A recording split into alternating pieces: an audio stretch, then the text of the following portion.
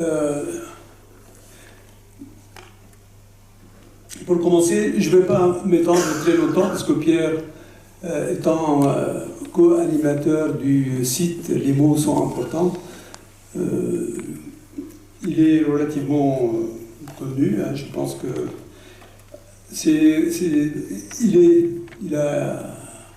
il est agrégé de philosophie, il est donc philosophe, enseignant dans un lycée à Saint-Denis. Dans Drancy. Dans le... En Seine-Saint-Denis, mais à Drancy. À Drancy, voilà. Alors, je disais qu'il est engagé contre le racisme. C'est un ancien, mais il est jeune, mais ça fait très longtemps qu'il est engagé dans la lutte contre le racisme, le sexisme et l'homophobie. Et au-delà, pour l'égalité sociale et pour les luttes d'émancipation. Il anime un combat quotidien contre le racisme. Il mène une réflexion sur les fondements de la violence politique en situation coloniale et postcoloniale, et dans le champ de l'immigration, mais aussi sur les politiques de la mémoire. Il a publié un grand nombre de livres qui touchent pas mal de sujets. Il est très éclectique et très souvent, ou presque toujours, très pertinent. Alors son dernier, excusez-moi de la manière de le dire, il est, pourquoi je dis presque, parce que moi je n'ai pas lu tout ce qu'il a écrit, hein, j'en ai lu et ce que j'ai lu, je le trouve extrêmement pertinent et surtout d'une clarté à toute épreuve. Allez. Alors, je cite simplement 2 livres importants et je lui laisserai un peu expliquer son parcours, surtout autour du comment il a fondé avec Sylvie Tissot le site Les mots sont importants. Alors, un de ses livres les plus récents, c'est la politique de la mémoire,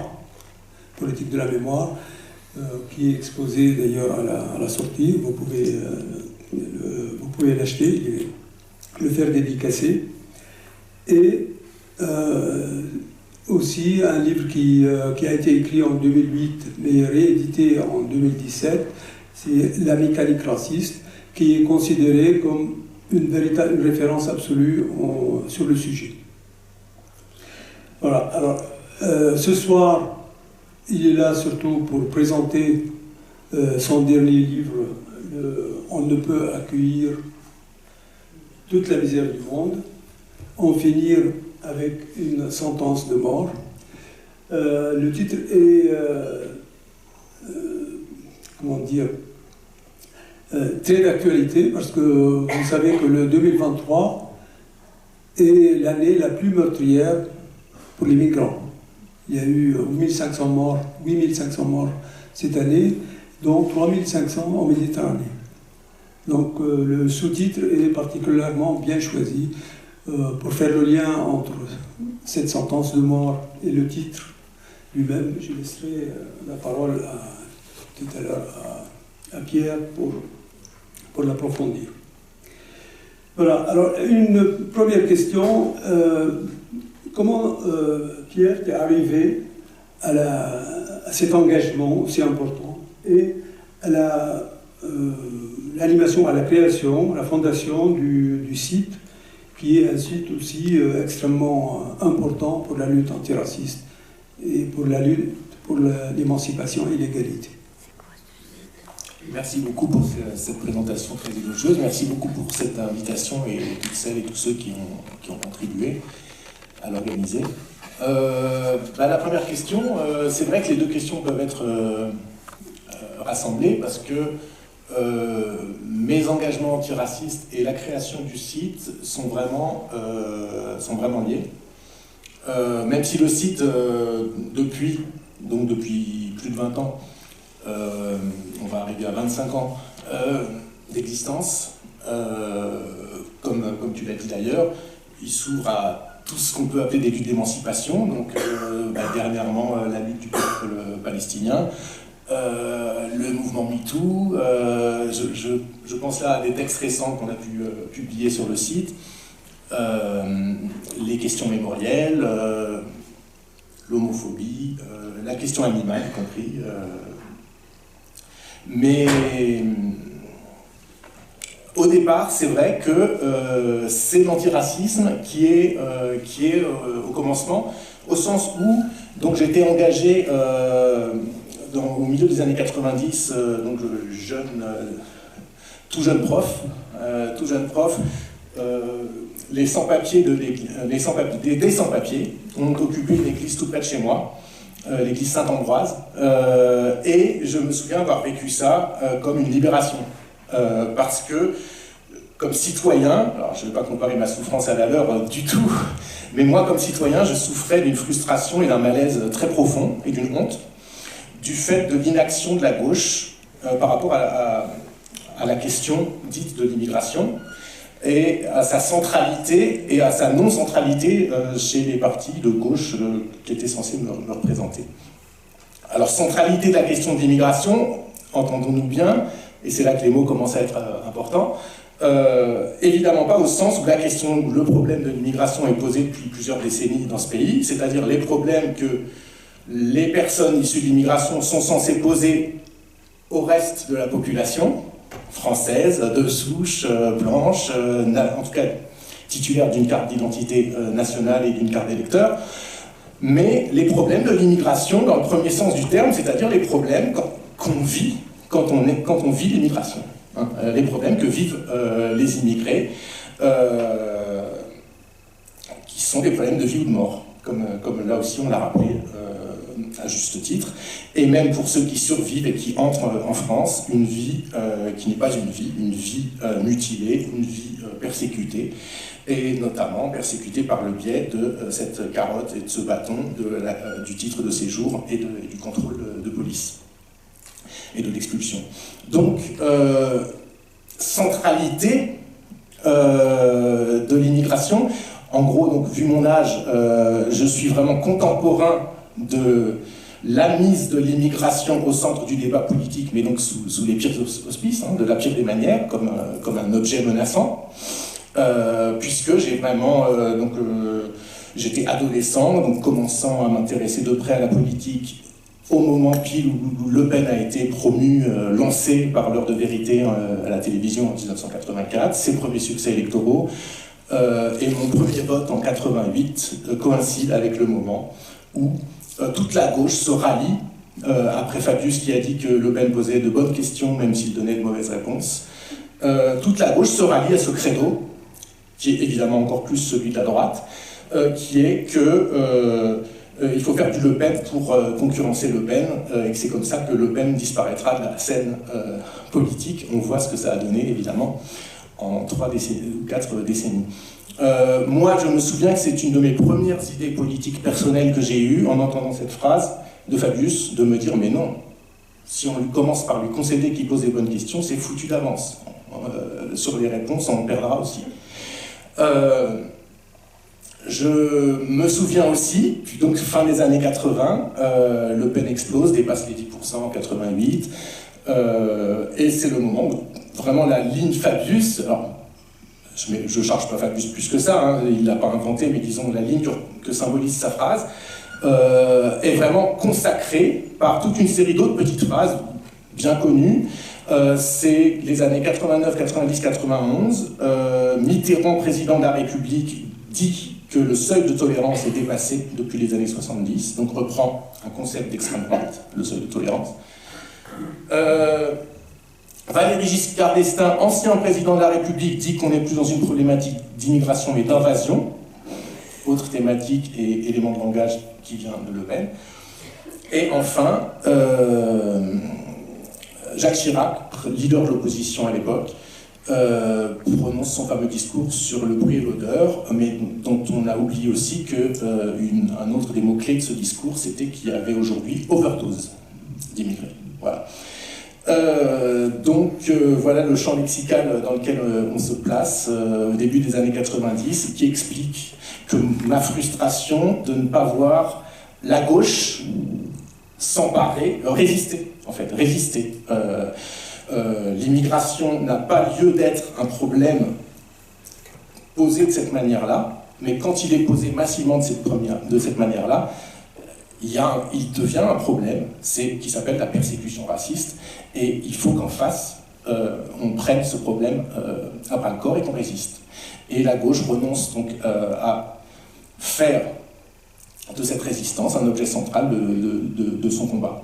Et donc cette frustration, fait que je vis comme une libération le moment où j'entends que les sans-papiers sont allés occuper cette église, parce que je me dis enfin il se passe quelque chose, ça vient les concerner eux-mêmes, puisque de toute façon rien n'était à attendre, ou j'attendais depuis trop longtemps, des partis ayant pignon sur rue, des partis politiques. Et donc je me rends presque spontanément, sans réfléchir, à l'église, et là, très vite, une fois qu'on s'y rend, on met le doigt dans quelque chose qui est que, oui, il y a des gens qui ont besoin d'aide, qui vous demandent des choses, et donc il y a à faire. Ce qui pourra nous ramener à la question de la solidarité. La question de la solidarité, c'est pas de mener la lutte à la place des gens, mais c'est pas de leur apporter une aide quand ils ne la demandent pas, c'est pas de faire à leur place des choses qu'ils sont en train de faire eux-mêmes, mais par contre, il suffit d'aller les voir et de leur demander, et assez rapidement, ils vous disent, ou ils vous demandent de quoi ils ont besoin et ce que vous pouvez faire. Et c'est se mettre à l'écoute de ces demandes. Et en fait, donc, leur situation, elle est tellement évidemment, difficile que, évidemment, ils ont des choses à demander et il y a des choses à faire. Donc, je suis dans ce militantisme-là quand, pendant quelques années, les différents aléas, j'ai essayé d'être plus bref, font que de Saint-Ambroise, après une première expulsion, ça se déplace vers la cartoucherie de Vincennes, la rue Pajol, l'église Saint-Bernard, et tout l'été Saint-Bernard. Et après l'expulsion de l'église Saint-Bernard en 1996, des caravanes de sans-papiers, des arrestations, des passages au tribunal. Donc tout un soutien logistique quotidien, parce qu'il y a la persécution, elle est quotidienne. Et tout ça, ce militantisme se stoppe un petit peu avec l'arrivée de la gauche au pouvoir suite aux législatives anticipées en 1998.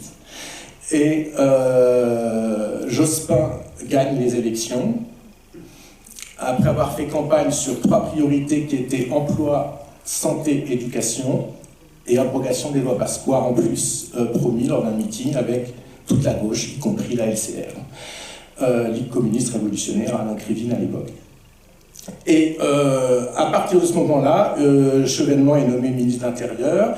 Une circulaire il avait promis aussi, avant la campagne, une régularisation des sans-papiers. Donc une circulaire de régularisation est mise en place. La pression policière, les arrestations, de fait, s'arrêtent. Donc on est beaucoup moins sollicité de ce côté-là. Et chacun va tenter sa chance et constitue son dossier, l'amène en préfecture et attend le résultat de la fameuse régularisation. Et pendant l'été, les rapports sortent, Patrick Veil-Sami Nahir, pour préparer la loi Chevènement, qui avait été, en tout cas ça avait été promis comme ça, qui était censé abroger la loi Pasqua-Debré. Et évidemment, là on voit des éléments de langage revenir. Donc c'est là que les mots redeviennent importants. Ils ont en fait jamais cessé d'être, mais qu'à nos yeux, l'importance des mots repasse au premier plan, c'est qu'il y a moins de pression policière, on est moins dans l'immédiat et l'urgence, mais que par contre, on voit revenir des éléments de langage inquiétants parce que ce sont rigoureusement les mêmes, et notamment cette fameuse phrase « on ne peut pas accueillir toute la misère du monde », que Pasqua et Debré employaient, que avant eux, Rocard employait pour justifier, on y reviendra peut-être, quoi qu'ait pu dire Rocard après, pour se dédire. Revoyez les émissions où il a prononcé cette phrase. On ne peut pas accueillir toute la misère du monde, mais on doit en prendre notre part. C'était absolument pas pour insister sur le « mais », contrairement à ce que la structure de la phrase a l'air de dire. C'était pas pour justifier d'en faire plus et d'ouvrir plus en termes d'accueil, c'était pour justifier une restriction, d'être plus dur et d'en faire moins. Donc remettons les choses à leur place sur Rocard. Mais en tout cas, donc, on voit revenir des éléments de langage inquiétants, et de facto, la régularisation sera extrêmement décevante, puisqu'elle, suivant cette espèce de ficelle politique du juste milieu, du soi-disant juste milieu, pour apparaître équilibré entre fermeté et générosité, on régularisera 1 sur 2 par rapport au nombre de dossiers déposés, et d'une manière parfois complètement absurde. Il y a eu des cas où 2 frères jumeaux, je crois, arrivés à peu près en même temps, et ayant à peu près le même parcours, ont été l'un régularisé et l'autre pas. Et l'abrogation des lois Pasqua-Debré aura encore moins lieu, la double peine sera maintenue, toute une série de prérogatives données à l'administration contre le judiciaire seront maintenues, les allongements exponentiels de la durée légale de rétention administrative sans contrôle judiciaire seront maintenus, enfin, l'essentiel, y compris les morceaux, les portions de droit du sol supprimées par Pasqua-Debré, plus exactement Méhaignerie, puisque ça relève du ministère de la Justice, ne seront pas rétablies. Ça, je pourrais revenir techniquement sur qu'est-ce qui n'a pas été rétabli. Mais en tout cas, donc, l'abrogation promise n'a pas lieu, et on voit revenir les éléments de langage, et avec Sylvie Tissot, qui à l'époque se lance dans un doctorat de sociologie. Moi, je suis jeune prof de philosophie, tous les deux attentifs à ces éléments de langage, et libérés un petit peu de la pression de l'urgence face à la répression policière. On se lance dans ce qui donnera notre premier livre, Dictionnaire de la localisation des esprits, où de A à Z, on reprend une série de mots, de faux concepts, de mots biaisés, de mots truqués, d'éléments de langage, justement, en déconstruisant leurs usages et mésusages dans les discours dominants sur les politiques d'immigration. Et ça donne un livre qu'on envoie, on n'est personne à ce moment-là dans l'édition, on n'a pas de titre à faire valoir, et donc on connaît différentes portes. Un éditeur courageux nous prend et publie notre livre, il s'appelle Dagorno, l'esprit frappeur, et au moment de faire la couverture, il nous demande une présentation pour la 4e de couverture. Vous êtes quoi? Alors on met notre âge, notre discipline, et une appartenance politique. Comme on n'est dans aucun parti, on s'invente un collectif. Les mots sont importants. Ils sont membres du collectif, les mots sont importants. C'était presque un joke, une blague. L'idée, c'était qu'est-ce qui nous unit? Qu'est-ce qui nous unit? C'est l'idée que les mots sont importants. On ne peut pas dire n'importe quoi ou faire dire n'importe quoi aux mots. Voilà un exemple d'ailleurs du pouvoir performatif des mots. C'est des mots qui au départ correspondent à rien, un collectif qui n'a pas vraiment d'existence autre que on a ensemble fait ce livre. C'est pas tout à fait vrai. Avec un groupe d'amis, il nous arrivait de faire 2-3 actions avec un tract qu'on a signé comme ça parce que justement on ne savait pas comment le signer. Mais la vraie existence du collectif, elle vient après coup, du fait d'avoir écrit ces mots collectivement, du collectif, les mots sont importants, lors d'une des premières présentations du livre en librairie, quand il sort. Des gens viennent vers nous demandent qu'est-ce que c'est, et on dit c'est pas vraiment grand-chose, et ils nous disent mais nous ça nous intéresse. C'était les début des années 2000, hein, il est sorti fin 98, donc en 99, début 99. Ils nous disent, c'était un peu les débuts de l'Internet, des militants qui avaient investi l'Internet, les webzines de gauche, etc. Et ils nous disent, mais nous, si vous voulez, on vous héberge, on vous fait un espace de publication, et ça donnera une pérennité à l'activité de ce collectif. Pour un peu en temps réel, pratiquer du décryptage, de la déconstruction, de la mise en boîte des discours dominants. Et donc, nous, on a dit oui. Donc voilà, c'était vraiment les débuts. On n'avait ni elle ni moi Internet, on leur donnait c'est la préhistoire, on leur donnait sur les clés USB les textes tous les 15 jours, et puis ils les mettaient en ligne, puis après on a appris à mettre en ligne nous-mêmes, on a eu Internet, très très vite quand même. Et puis voilà, et puis au fil des années, on a vraiment pris une vitesse de croisière. Il y a eu des engagements, notamment la bataille du voile, la bataille contre la loi elle-même, contre le port du voile à l'école, qui a fait que notre site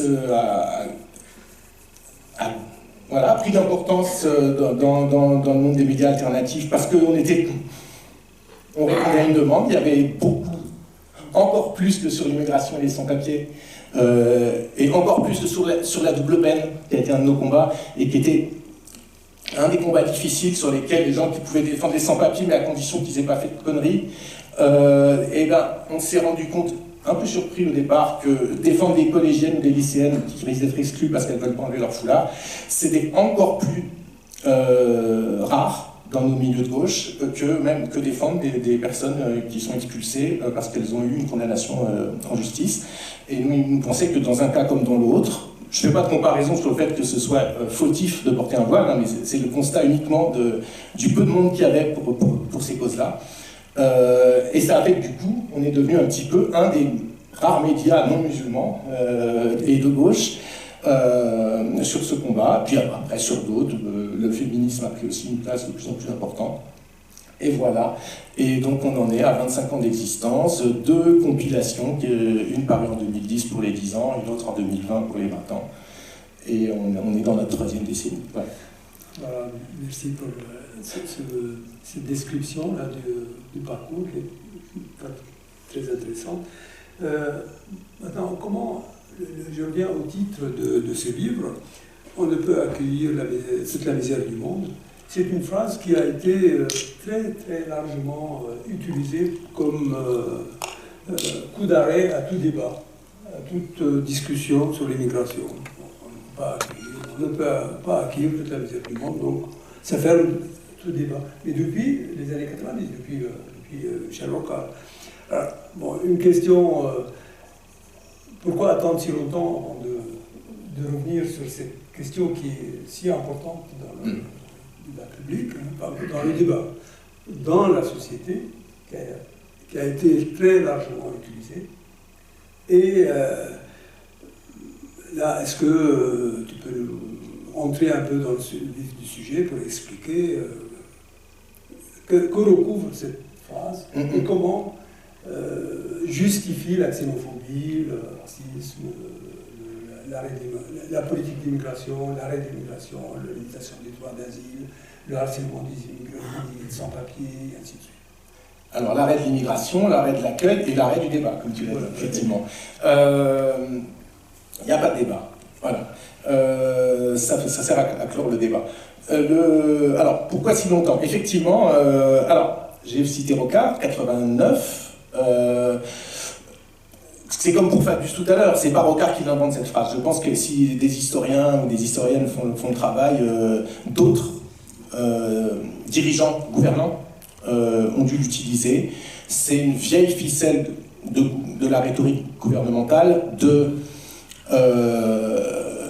se trouver comme ça des petites punchlines qui miment le bon sens populaire, hein, qui sont simples, simplissimes, avec des mots très simples, des phrases très courtes, donc des mots très simples et pas en trop grand nombre, et qui ont l'air de... et qui miment le bon sens populaire, et qui ont le format et la forme d'un dicton, donc d'une espèce de vérité comme ça, incontestable, qui doit nous servir de boussole. Et comme la restriction, la politique d'immigration, elle a connu des aléas en fonction de beaucoup de choses, en fonction de la montée de la xénophobie, en fonction des besoins du patronat, bon, c'est essentiellement les deux facteurs principaux, et que la dernière en date des ruptures, c'est 74, la fermeture des frontières. Je pense qu'au moins, à partir de 74, on a dû l'entendre cette phrase. On ne peut pas accueillir toute la misère du monde, bien avant que Rocard la popularise. Simplement, pourquoi on retient Rocard? Parce que ça arrange tout le monde de retenir Rocard, évidemment. Qu'on soit de gauche, ou encore plus de droite, ou encore plus d'extrême droite, on adore rappeler que c'est Rocard qui n'est tout de même pas soupçonnable de racisme, ou d'être un fasciste, ou d'être... Donc c'est l'autorité morale de Rocard, du fait de ses combats de jeunesse, effectivement, la deuxième gauche, une gauche attentive à la condition immigrée, anticolonialiste, et donc c'est évidemment Rocard, c'est du Rocard washing, hein, de polariser sur cet auteur-là, mais d'une phrase qui, à mon avis, n'est pas inventée par Michel Rocard. Et donc, plein d'hommes politiques avant et après font des variables, des variantes, parfois en citant Rocard, parfois pas, mais assez souvent, il y a une plus-value à rappeler que c'est Rocard. Voilà. Jusqu'à, donc, effectivement, alors là, une des rares émissions de radio que je faisais dans une petite radio associative au moment de la sortie du livre, ils avaient fait une petite recherche et un petit montage de absolument tous les gouvernants depuis 30 ans qui la sortent. Voilà, cette phrase. On ne peut pas accueillir toute la misère du monde. Jusqu'à, donc, dernièrement, en septembre dernier, Emmanuel Macron, souvenez-vous, et je vais raconter l'anecdote parce qu'elle illustre beaucoup de choses sur la manière, sur l'usage et la fonction de cette phrase, justement, et ça fera la transition avec les vices qu'elle contient, les vices particuliers, d'un point de vue du sens.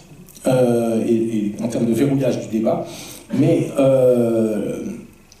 le pape vient en France et prononce un discours qui fait ce que peu d'hommes politiques font sur la scène française. Donc il faut que ça vienne de l'étranger et de quelqu'un qui est un petit peu à part en termes politiques, puisque c'est le pape, il a une autorité qui dépasse... le Vatican est un État, mais enfin, il représente aussi... en tout cas, il a une audience qui va au-delà. Et il tient un discours qui est vraiment en rupture, qui est pour une autre approche que celle comptable, frileuse, phobique, qui prédomine dans notre pays et dans l'ensemble des pays d'Europe depuis plusieurs décennies. Il parle du fanatisme de l'indifférence, il parle des gens qui meurent et qu'on laisse mourir, et des devoirs élémentaires de tout être humain à l'égard de son prochain, d'où qu'il vienne, et quelle que soit sa nationalité, sa confession, ou que c'est sa couleur de peau, que sais-je.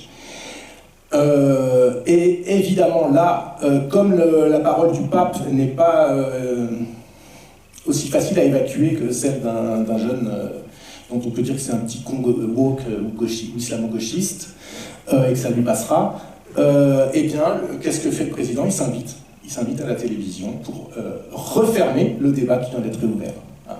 Recolmater la brèche que le pape, excusez du peu, a réouverte. Et au bout de 3 minutes, il prononce la fameuse phrase « On ne peut pas accueillir toute la misère du monde ». Et le journaliste lui dit « Oui, de Michel Rocard ». Et je crois qu'il le dit « Oui, mais Michel Rocard ne disait pas que ça, il disait il y avait une suite à la phrase ». Il dit « Oui, la suite, c'est mais elle doit en prendre sa part ». Mais quoi, là encore, qu'il ait pu dire Rocard? Quand on regarde l'émission, ce qui suivait le mais, et ce qui suivait le mais elle doit en prendre sa part, c'était pas donc on va en faire plus, mais donc on va en faire moins. Et deuxièmement, de toute façon, la part en question, qui vient après ce mais, quand on a au départ cadré la problématique en termes de nous, ce qui est déjà faux, et fausse le débat, ne pouvons pas, avec son présupposé, en gros, qu'il y a une corrélation entre la puissance économique et la capacité d'accueil. Corrélation que tout dément, je vais y revenir. Troisièmement, qu'on a employé le mot accueillir, qui fausse encore le débat, parce que c'est pas accueillir, c'est juste laisser vivre et foutre la paix, et pas chasser. Ce qui est différent d'accueillir, qui renvoie dans le sens commun à prendre chez soi, et prendre en charge et héberger totalement. Qui est tout aussi mensonger, puisque c'est une infime portion qui sollicite qu'on les laisse vivre et s'installer en France. Et cinquièmement, la misère du monde, tout aussi mensonger, de résumer à une charge des gens qui arrivent et qui, à mains égards, et si on adopte une approche cynique et comptable, à plus d'égards que l'inverse, représentent des ressources, une puissance, et pas simplement une charge. Donc, en fait, à partir du moment où le début de phrase a cadré la problématique de cette manière-là, on ne peut pas accueillir toute la misère du monde, vous pouvez ensuite dire qu'elle doit en prendre sa part, tout est fait pour que l'évaluation de quelle est cette part soit dérisoire, ridicule, et je finis là-dessus. On peut dire que le macronisme est vraiment l'aboutissement suprême de ce ridicule et de cette impudence. C'est que, sur ce point, en tout cas, pire que Sarkozy, et pire que ce qu'on a pu avoir avant, c'est qu'il a le toupet de dire oui, mais on apprend cette part, et on ne fera pas plus, parce qu'on ne peut pas. Et on revient à on ne peut pas. Et devinez ce qu'il dit pour illustrer le fait que on apprend cette part et qu'on ne peut pas faire plus. Des chiffres. Quels chiffres? Ça serait... Alors, on donne beaucoup des chiffres dans le livre qui montrent précisément que la France, en Europe, en proportion, en Europe, parmi les pays européens, à l'échelle du monde, c'est pareil. Bah, j'entre déjà, d'ailleurs, comme tu me l'as demandé, dans le débat, et le détail de la phrase. Le « on ne peut pas », la soi-disant corrélation entre puissance économique et impuissance économique, crise économique, on n'a plus les moyens économiques. On a déjà des déficits publics, on a déjà des chômeurs, on a déjà de la pauvreté, on ne peut pas en prendre plus. C'est moi qui l'ai placé comme ça. Tout dément cette corrélation, puisque à l'échelle mondiale, d'abord, la France, quels que soient ses problèmes, est la 6e puissance économique mondiale et la 2e puissance européenne. Deuxièmement, donc voilà, là je suis déjà sur le on ne peut pas. Soi-disant, ce serait un problème de puissance économique. En gros, l'imaginaire qui est mobilisé ici, c'est la barque de sauvetage, un vieux dilemme moral qui existe depuis l'Antiquité, sur lequel tout le monde réfléchit. Une barque de sauvetage qui est déjà chargée de beaucoup de monde. De nouveau, personne, pour ne pas se noyer, essaie de monter, mais si on les accepte, tout le monde va couler. Voilà. Quand on parle d'immigration et qu'on dit qu'on ne peut plus, qu'on ne peut pas, c'est ça qu'on mobilise. On mobilise des périls. Si on fait plus, on ne peut pas, c'est quand même très fort. On ne peut pas, on n'a pas les moyens. C'est donc soit économiquement, soit identitairement, quand on veut aller un petit peu plus encore vers la droite, et Macron fait les deux. Le plus efficace pour toucher le plus de gens, c'est quand même l'économie. Le portefeuille, plus que l'identitaire, même si l'identitaire monte en puissance de plus en plus et de manière inquiétante. Mais voilà, on est menacé économiquement ou identitairement si on en laisse monter plus dans la barque. Or, évidemment, ce qui est faux, c'est que les gens qui montent ne sont pas qu'une charge, mais des gens qui construisent d'autres barques. Voilà, un profil de la métaphore. Que par ailleurs, il n'y en a pas tant que ça qui montent. Que par ailleurs, notre barque, elle n'est pas si fragile que ça, elle est très solide. Donc, on est la 2e puissance économique européenne, on est la 6e puissance économique du monde. Que troisièmement, justement, ce n'est pas une question de corrélation entre puissance économique et puissance d'accueil. À tous les niveaux, on le développe dans le livre et on le documente par 1000 chiffres. Pas 1000, c'est une façon de parler, mais enfin par beaucoup de chiffres. Ce sont très clairement les pays qui accueillent le plus en proportion de leur population. Ce ne sont pas du tout les pays les plus riches du monde. Donc il n'y a aucune corrélation à ce niveau macro.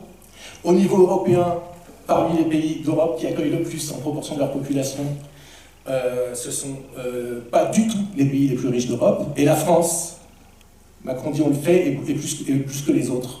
Donc c'est là, ce jour-là, aucun journaliste ne l'a contredit, mais c'est un pur et simple mensonge. La France, en proportion de sa population, on donne les chiffres, que ce soit en nombre d'asiles accordés, de proportion de type de séjour délivré, la France, en proportion de sa population, est en dessous de la moyenne européenne et dans le bas du tableau, près de ceux qui proche du pourcentage de ceux des pays qui accueillent le moins.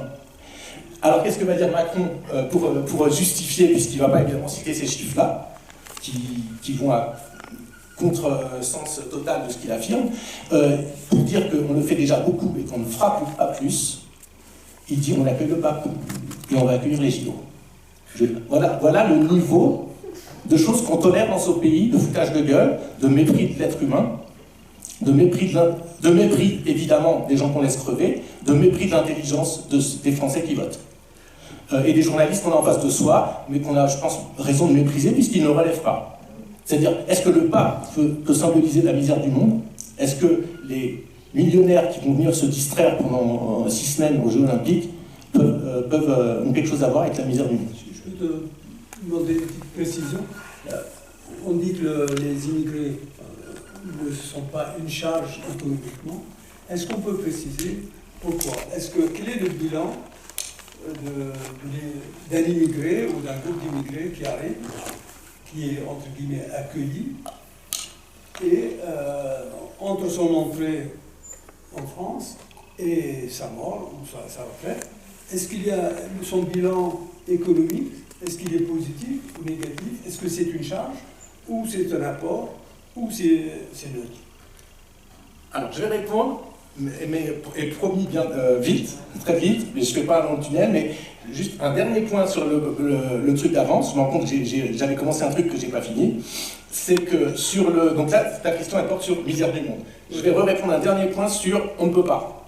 La corrélation au niveau des macros mondiales, je crois que c'est 60 vers des pays dits en développement, c'est des flux de personnes déplacées sortant de leurs frontières. Je crois que c'est des 3 quarts. Hein. On donne tous les chiffres, je les ai plus tous en tête, on les donne. Donc c'est massif. Ce ne sont pas du tout, il n'y a aucune corrélation, voire c'est l'inverse, entre le niveau de richesse d'un pays et la part qu'il prend dans l'accueil. Au niveau européen, et je vais finir à un niveau plus micro, en France, est-ce que, comme on nous le dit souvent, grosse ficelle rhétorique qu'on entend souvent, ah c'est, comment dire, évidemment, vous êtes dans les beaux quartiers, vous ne vivez pas en contact des immigrés, vous gagnez bien votre vie, vous n'êtes pas en crise, vous ne craignez pas pour votre emploi. C'est facile de dire ça, mais c'est d'autres qui vont payer le prix. Bon, discours habituel de mise en concurrence, d'engrenage, de division, d'intimidation de l'interlocuteur. Bref, si on fait de la sociologie de l'accueil, ça existe, qui accueille? Qui accueille? C'est pas, voilà. Dans la population française, ce ne sont pas les gens les plus riches qui ont le plus de pièces vides dans leur appartement, qui accueillent le plus chez eux, et qui hébergent ou qui aident dans leur démarche les arrivants. C'est pas vrai. La plus grosse partie, Cédric Herrou n'est pas imposé sur la fortune, comme un nombre croissant des élus du peuple qui parlent au nom du peuple et des petites gens en expliquant qu'on ne peut pas et qu'on n'a pas les moyens. Donc la richesse, elle est du côté beaucoup plus de ceux qui tiennent ce discours, inventent cette corrélation, que du côté de ceux qui, dans leur coin, accueillent. Ceux qui accueillent. Donc, et Cédric Herrou, c'est que le nom le plus célèbre, mais tous les anonymes qui accueillent, qui prend en charge, qui aide, qui, quand il y a des problèmes de logement, oui, va jusque-là, d'offrir une chambre, un matelas chez soi, etc., qui, en premier lieu, les familles, ou les proches, ou les gens de la communauté, du pays d'origine et qui sont dans l'échelle sociale et dans la division du travail pas du tout des nantis, pas du tout des belles âmes de Saint-Germain-des-Prés qui se permettent d'avoir des beaux discours, voilà, vous connaissez cette rhétorique. Donc la misère du monde, même au niveau micro de la sociologie française, la corrélation soi-disant qu'il faudrait avoir un certain niveau de vie et un certain confort socio-économique pour être en capacité d'accueillir, absolument tout le dément, et s'il y a une corrélation, j'aurais tendance à dire qu'elle est plutôt inverse. Voilà. Pour revenir à ta question, par ailleurs, effectivement, et ça montre que notre livre il se place comme ça sur plusieurs terrains, il contre-argumente en fait sur tous les niveaux sur lesquels la phrase essaie d'enfoncer des coins, essaie de nous imposer des idées fausses. C'est que donc, alors, sur le nous, peut-être qu'on en parlera plus tard, mais le nous déjà pose problème, ne pouvons pas, j'ai un peu expliqué, c'est que justement la capacité d'accueil. Alors évidemment c'est très pratique de dire qu'on ne peut pas parce que ça veut dire ça sauve l'honneur. C'est pas qu'on veut pas, c'est pas qu'on est méchant, c'est pas qu'on est raciste, c'est pas qu'on est égoïste, c'est qu'on ne peut pas. Et à l'impossible, nul n'est tenu. Donc moralement, on est lavé de toute responsabilité. Il y a des dizaines de milliers de gens qui crèvent, qu'on laisse crever, qu'on fait crever, parce que s'ils prennent ces risques, c'est parce qu'il n'y a pas d'autre moyen d'entrer et que de toute façon ils ne peuvent plus vivre là d'où ils fuient, que ce soit la guerre, l'impasse économique, la misère, les catastrophes climatiques, quelles que soient les persécutions, quel que soit d'un État ou d'un autre groupe social, quelle que soit la raison, vous n'arrêtez pas des gens qui fuient leur pays d'origine. Donc, c'est pas seulement qu'on les laisse mourir en mer ou dans les montagnes, c'est qu'on les fait mourir. On les met en situation de prendre ces dangers inconsidérés. Et par ailleurs, en bout de chaîne, quand ils appellent à l'aide et qu'on entend les appels à l'aide, il y a quand même eu des affaires sidérantes à ce niveau-là, et ben on les laisse crever, froidement, en faisant des petites blagues au bout du fil avec ses collègues. C'est pour ça que le sous-titre c'est une sentence de mort et notre introduction du livre revient là-dessus. C'est bien beau de s'en tirer avec un petit proverbe. Ramenons les gens. Même, souvent on dit, bah oui, mais on ne peut pas en dire tellement plus en 30 secondes d'antenne. Ben, en 30 secondes d'antenne, on peut au moins dire, non. Au lieu de dire on ne peut pas accueillir toute la misère du monde, répondez-moi, vous acceptez donc, c'est mort. On continue comme ça, le statu quo donc, au nom du fait qu'on ne peut pas accueillir toute la misère du monde, donc on doit continuer de laisser crever et de faire crever dans ces quantités-là et de persécuter ceux qui s'en sont sortis. Sans rien changer. Alors, on ne peut pas accueillir, je l'ai un peu évoqué, l'ambiguïté du verbe accueillir qui laisse entendre que chaque petite personne qui a un F1 ou un F2 doit prendre sur lui de faire une place à toute la misère du monde. Donc, et évidemment, si on pose la chose comme ça, même Vincent Bolloré n'a pas assez de pièces dans toutes ses propriétés pour accueillir les millions de personnes qui sont chassées de chez elles ou qui sont en exil chaque année. Donc, évidemment que posé comme ça, c'est ce qu'on appelle un énoncé, je ne sais plus comment, les linguistes sauront dire, mais qui est formellement incontestable, le seul problème étant qu'il n'a aucun point de jonction avec le réel. Hein, c'est qu'il n'a jamais été question d'accueillir individuellement, chez soi, la totalité des personnes déplacées dans le monde. Voilà. Alors, j'en viens à ta question. Donc, un mot sur le tout quand même. Donc, là aussi, on donne tous les chiffres, en expliquant que, j'ai déjà un peu donné une partie des chiffres, que la France fait partie, à l'échelle européenne, de ceux qui, en proportion de leur population, accueillent le moins. L'autre chiffre, c'est si on part des nombres de personnes déplacées, donc de force, hein, dans le monde. On arrive à une majorité fuit dans les frontières de son propre pays.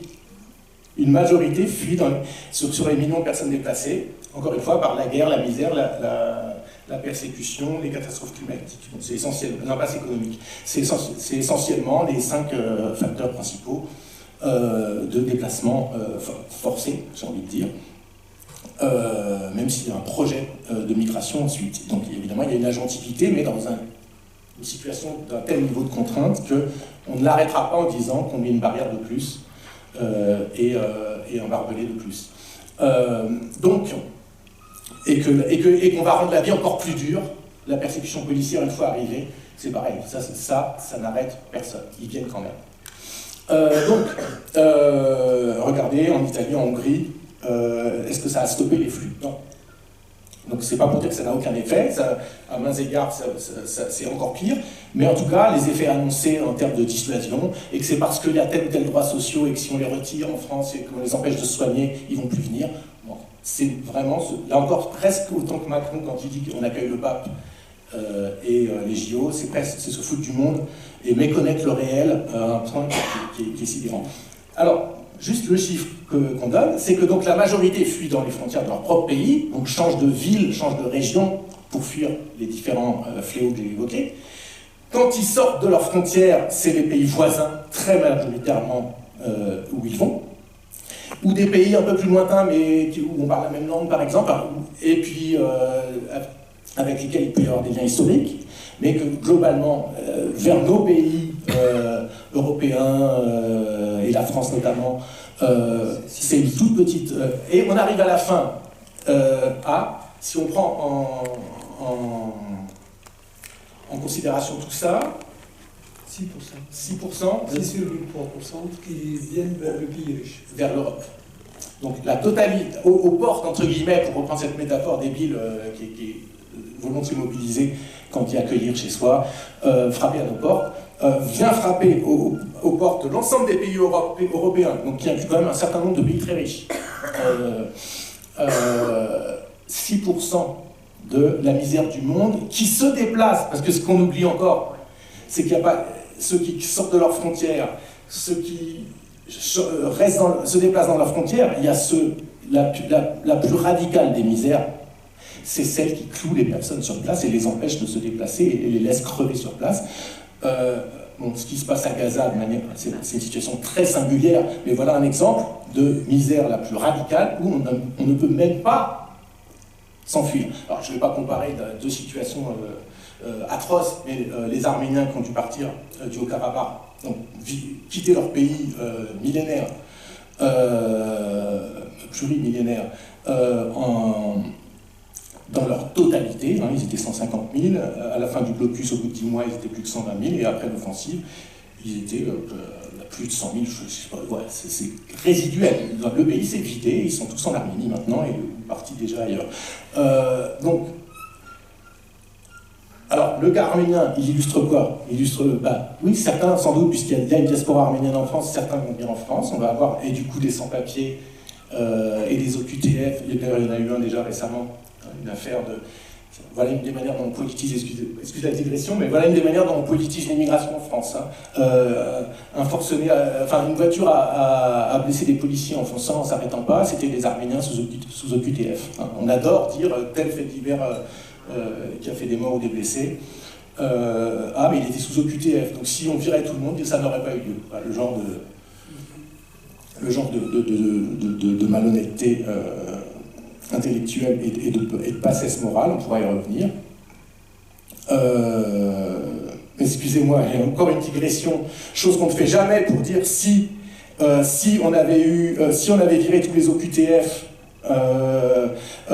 dans l'hypercachère où il y a eu la prise d'otage, il n'y aurait pas eu non plus l'Assana Batili pour sauver les gens. Hein, on peut dire, si on s'amuse à regarder les CV des gens qui sont sans papier, on peut s'amuser longtemps comme ça, à mettre dans la balance le pour et le contre, cyniquement, comme on le fait, et ça m'amène à ta question, comme on le fait aussi en termes économiques.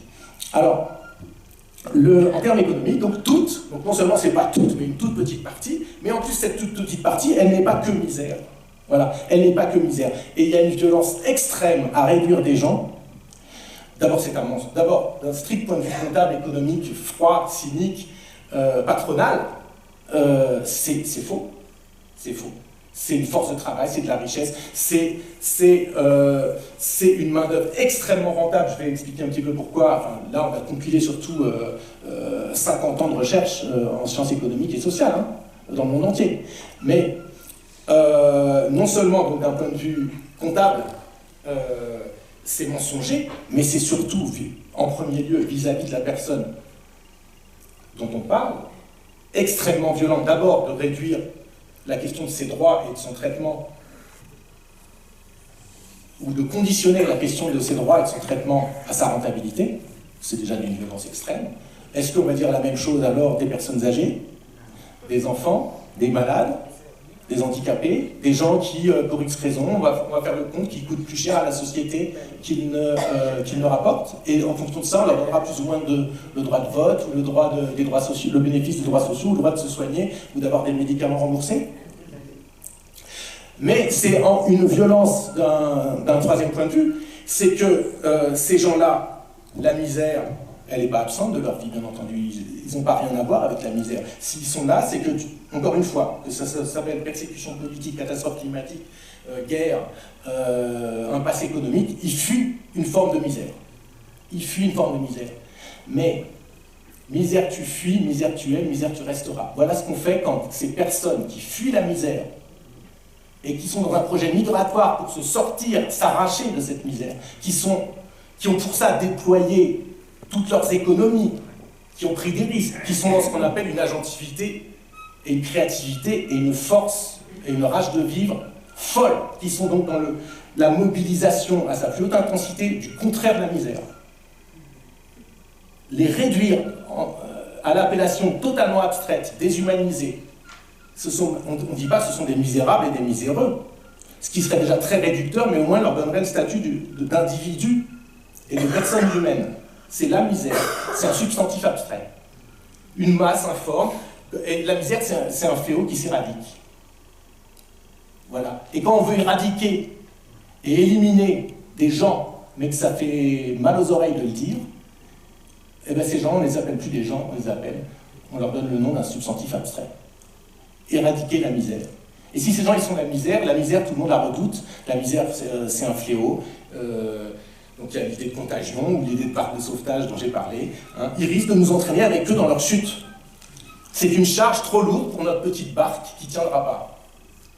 Alors, comme je suis dans l'école, je vais donner un exemple. L'imaginaire qu'on développe, la barque de sauvetage appliquée à l'école, c'est que, et tous les profs le vivent, c'est que, non, on a déjà 32 élèves par classe, c'est ingérable, et donc si on a des petits étrangers qui arrivent en plus, on va avoir 35. Mais c'est pas ça, la réalité. C'est que les nouveaux arrivants, c'est pas que des élèves en plus en nos classes. Ça, c'est des profs, des surveillants, des encadrants, des personnels de nettoyage, parce qu'en vérité, dans la chaîne et la division du travail dans une école, c'est les tâches les plus dures pour faire tourner la machine et le bateau ou la barque sur lesquelles on les met. Et pour te répondre sur la misère du monde, c'est une des choses qu'on dit en conclusion de l'ensemble des chiffres qu'on donne sur le fait que c'est une quantité de ressources énorme qui est injectée dans l'économie, même si sur certaines caisses sociales, ça coûte plus que ça ne rapporte, sur d'autres, c'est l'inverse, et que la vision globale, toutes les études macroéconomiques l'ont dit, c'est un effet à peu près nul, ou s'il y a effet plutôt positif, en termes strictement comptables. Sur le taux de chômage, sur l'état des dépenses publiques, hein, sur l'état des budgets publics, sur le taux de chômage chez les nationaux, sur le salaire, c'est les trois arguments économiques, c'est plus de gens à prendre en charge alors que Sécu ou autre, alors qu'on a déjà du mal à financer, c'est plus de chômage puisqu'ils prennent les emplois des bons Français, et ça fait baisser les salaires parce qu'eux ils acceptent des salaires et des conditions de travail que les autres ne prennent pas. Bon, toutes les études macroéconomiques et microéconomiques qui ont pu être faites sur des bassins d'emploi, sur des petites zones, en détail, toutes nous montrent que, globalement, l'effet est à peu près nul, ou quand il y a effet, le positif l'emporte sur le négatif. Et ce qui est d'autant plus choquant dans cette phrase, donc de réduire ces gens à une... Donc, quatrième point, hein, la déshumanisation, le fait de les renvoyer sans arrêt à ceux dont ils sont précisément en train de vouloir s'arracher, le fait de les condamner à une approche strictement comptable et de conditionner leur dignité et leur traitement à leur rentabilité. Et enfin, le quatrième point que j'ai oublié, mais il y en a un cinquième, qui est que, cerise sur le gâteau, ces gens dont on dit que c'est la misère du monde et qu'on ne peut pas la prendre en charge, là, si on a une approche un peu micro de la place qu'ils occupent dans l'économie française, qu'ils et elles occupent, et elles encore plus que ils sur certains métiers, c'est tout le travail du care le plus dur et le plus mal valorisé, rémunéré, d'assistants à domicile, d'aide ménagers, d'aides-soignants, d'internes qui font tourner les hôpitaux de nuit, c'est-à-dire qui viennent prendre en charge notre misère. C'est pas nous qui viennent, ils viennent à bas prix et dans des conditions qui sont loin de l'égalité de traitement avec les normes sociales du pays, prendre en charge. Donc c'est pas qu'on ne peut plus accueillir toute la misère du monde, c'est que la jeunesse du monde, la force de l'art, vous l'appelez comme vous voulez, vient prendre en charge notre misère. Alors, deux, trois mots pour détailler ce que je n'ai pas détaillé mais qu'on trouvera dans le livre, c'est que les raisons pour lesquelles c'est complexe et qu'effectivement, même si ça peut paraître contre-intuitif, c'est plus une ressource qu'une charge, c'est qu'en fait, tout dépend à quel moment, tu l'as un peu dit dans ta question, tout dépend à quel moment de sa vie, globalement, les économistes font remarquer que si on a une approche bêtement et cyniquement et méchamment comptable, de 0 à la fin de nos études, on coûte plus globalement à la société, parce qu'on doit nous élever, nous éduquer, nous former. Il y a ça des fois quand on veut enlever de l'argent à l'école, on dit chaque élève coûte tant. Hein, et vous voyez, donc on fait déjà énormément, on ne peut pas faire plus. Bon, même genre de sophisme. Mais c'est vrai que oui, si on a cette approche bêtement comptable, oui, jusqu'au moment où on entre dans le marché du travail, dans le marché de l'emploi, plus exactement, eh bien, oui, globalement, les populations, d'où qu'elles viennent, autochtones ou pas, enfin, justement, pas d'où qu'elles viennent. Une personne coûte plus cher à son État pendant cette période-là. Puis, entre guillemets, même si il y aurait beaucoup à dire sur la légitimité de cette approche, mais une fois qu'elle s'arrête, qu'elle est à la retraite, d'abord elle a plus de problèmes de santé, elle a plus de dépenses de santé, puis elle est plus en activité. Même si là encore, des approches économiques se rendraient compte que tout le travail de bénévolat dans les associations, ça a une valeur économique, en vérité, hein, et qui se développe beaucoup après la retraite. Mais en tout cas, voilà ce que économiquement on peut constater. Or, qu'est-ce qu'on constate qu'effectivement, pendant leur période d'activité, oui, ils ont un taux de chômage,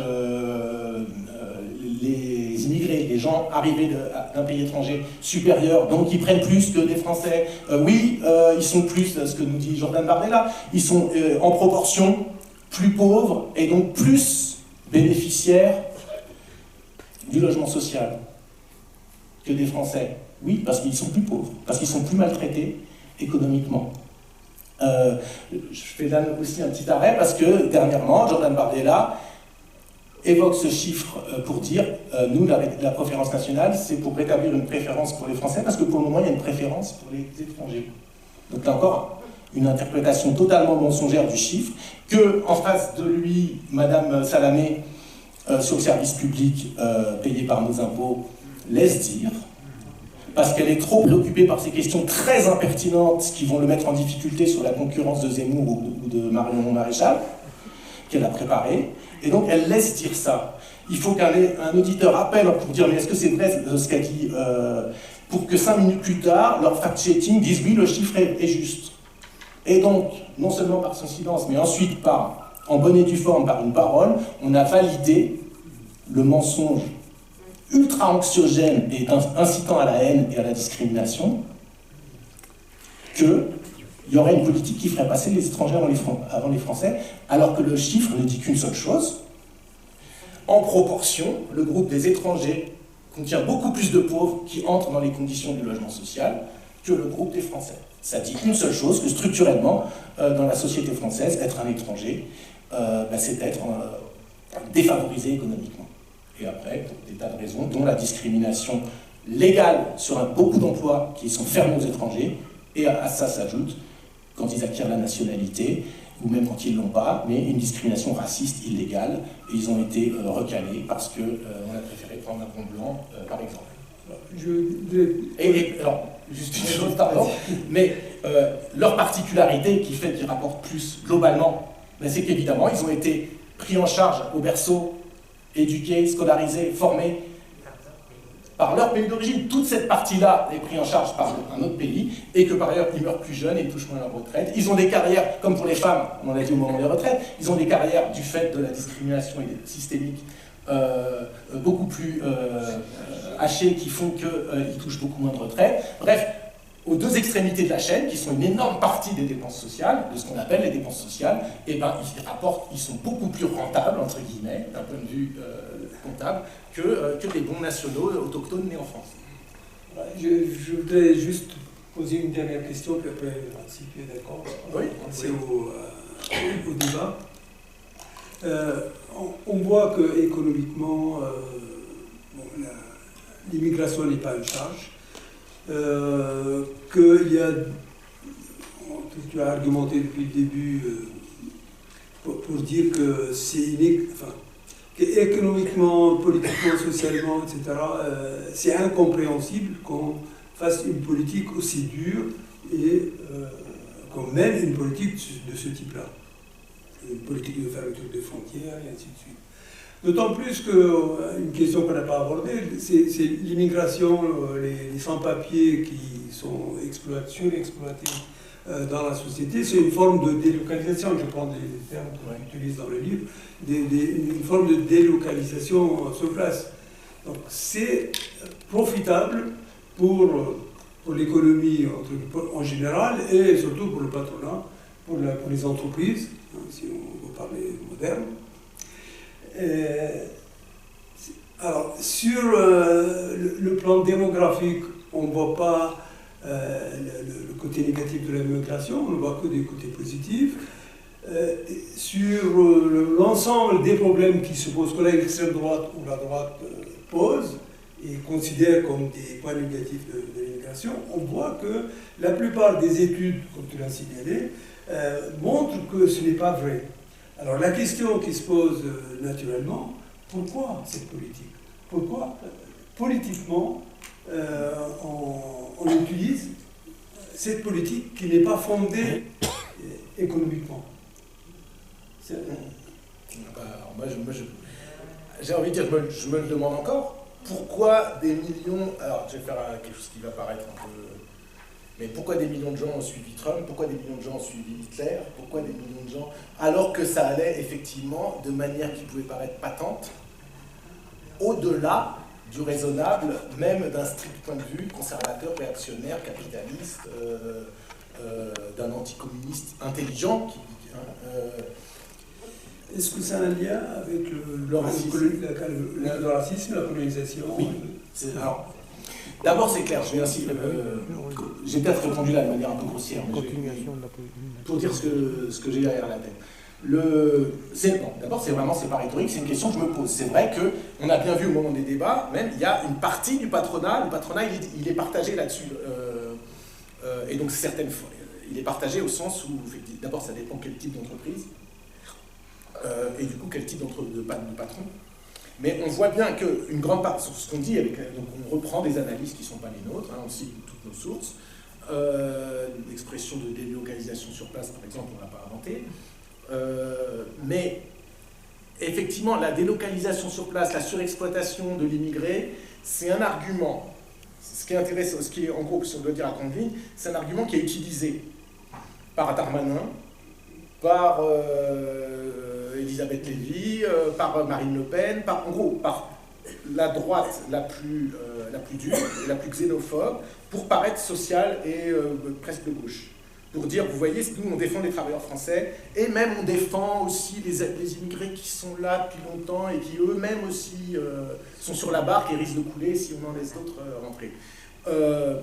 Et donc, les arguments qui sont dits, c'est ils prennent les emplois alors qu'il n'y en a déjà pas pour ceux qui sont déjà là, ils coûtent cher aux comptes sociaux alors qu'on a déjà du mal à financer la Sécu pour tout le monde, et la retraite, ils créent plus d'insécurité, évidemment, avec des délinquance, etc., dont subissent au premier chef les gens qui vivent dans les quartiers pauvres, donc d'autres immigrés, donc c'est pour leur bien à eux.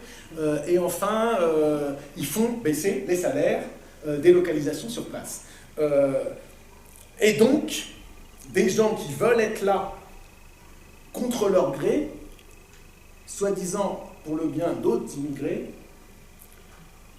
ces autres immigrés, si vous leur demandez, je ne pense pas qu'ils seront pour, mais donc en leur nom, on mène ces politiques extrêmement brutales.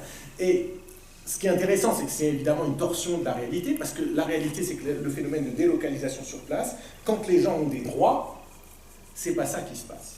Ils prennent en général, ils créent de l'activité, ils consomment, ils cotisent, donc ils créent de la croissance et donc de l'activité et donc de nouveaux emplois, des nouveaux emplois plus qualifiés que prennent, dont profitent les gens qui sont plus anciennement là, français ou immigrés de plus longue date, et on observe comme ça, les nouveaux arrivants vont prendre la relève des métiers les plus durs, et ceux qui sont, on a pu observer aussi, par exemple, on cite ces études au moment des opérations de régularisation. La régularisation, c'est un moment où justement des boulots de dingue, des boulots de sans-papiers, d'aide à domicile ou autre, on accepte de les faire un certain nombre d'années, mais quand on a sa régularisation, enfin, on peut dire non et aller viser un peu au-dessus. Et c'est les nouveaux arrivants sans papier qui prennent... Donc l'économie, comme on la décrit réellement telle qu'elle existe en ce moment, c'est ça. Donc ce qui crée la précarité et la baisse des conditions du droit du travail, du salaire et des conditions de travail, c'est pas l'arrivée des immigrés en soi, c'est le fait qu'ils n'aient pas de droit. Parce que, alors, le patronat, du coup, on pourrait dire, il a l'avantage, c'est une des choses qu'on a dit au début dans nos premiers écrits, et en fait c'est un peu plus complexe que ça dépend des boîtes. C'est que le patronat, il a donc intérêt à avoir des gens qui ont le moins de droits possible, comme ça, ils ne vont pas protester, se mettre en grève, etc. Et évidemment, la lutte des classes, pour un sans-papier, elle ne peut pas avoir la même radicalité que pour quelqu'un qui a des papiers, et a fortiori un Français, parce que celui qui a des papiers, il a encore le risque de le perdre. Et la fameuse notion d'ordre public dans la législation française, à la libre appréciation de la préfecture, sans contrôle du juge, évidemment, pour votre activité syndicale et politique, c'est une sacrée épée de Damoclès, même quand vous avez votre titre de séjour. Donc évidemment, le patronat, on pourrait dire qu'il a des intérêts objectifs, et que manifeste une partie du patronat qui est d'ailleurs prête et en train de... Il y a des articles qui en plus là-dessus, en train de préparer avec Marine Le Pen son arrivée au pouvoir. Donc il y a une partie du patronat qui voit plus d'un bon œil que d'un mauvais œil une politique très dure qui donne pas de droit à une main-d'œuvre dont il sait pertinemment qu'elle restera, qu'elle ne sera pas expulsée, ou que si elle est expulsée, elle reviendra, mais qu'elle reviendra toujours dans des situations de précarité où elle sera plus facilement corvéable à merci. Par contre, ce qu'on a pu voir de plus en plus, et c'est là que ta question arrive, c'est que au-delà du raisonnable, au-delà de la rationalité patronale, même de cette rationalité-là, des choses qui ont l'air d'aller au-delà, en termes et ce qui fait que des patrons, souvent c'est des petits patrons, des boulangers, comme ça, de petites structures, qui ont, parce que dans des entreprises comme ça, on a, certes c'est bien s'il ne se met pas en grève, etc., mais en fait, on finit quand même par nouer certains liens et un certain niveau de mal-être chez son salarié. Au bout d'un moment, il tombe malade, il ne va pas bien. On a aussi intérêt à ce qu'il ait un petit peu quand même plus, c'est-à-dire le niveau de bastonnage qui est commis maintenant sur l'immigration et sur les sans-papiers, pour leur donner un titre de séjour, pour le renouveler, fait qu'on a des patrons maintenant qui disent non, arrêtez, là j'ai quelqu'un, je l'aime bien, il travaille bien, j'ai pas de raison de penser qu'il se mettra en grève contre moi si en plus de ça il a un titre de séjour, et ça faciliterait énormément de choses pour lui et au final pour moi aussi. Donc voilà, il y a une partie de l'économie et une partie des patrons-là qui, y compris, se manifestent pour dire au moins par circulaire, prévoyez un peu plus de lest sur ce que d'ailleurs en vérité les préfectures peuvent faire. Alors, on a vu la circulaire. Alors, comment on traduit ça aujourd'hui? Vous avez vu le débat morné sur les métiers en tension.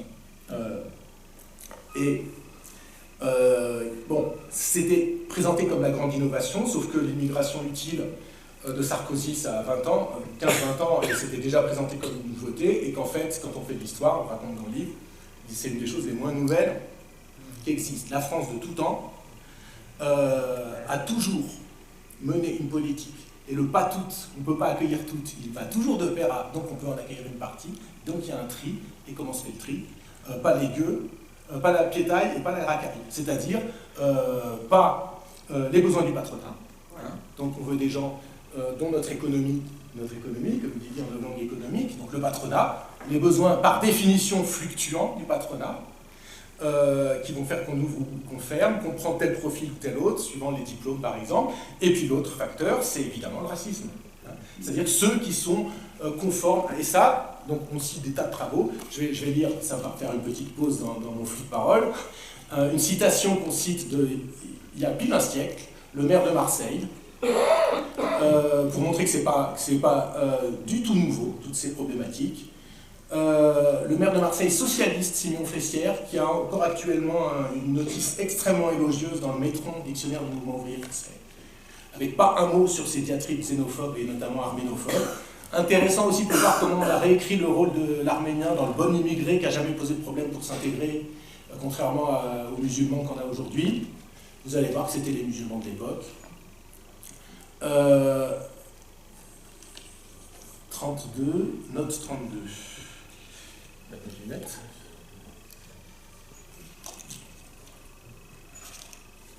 Note 34, voilà.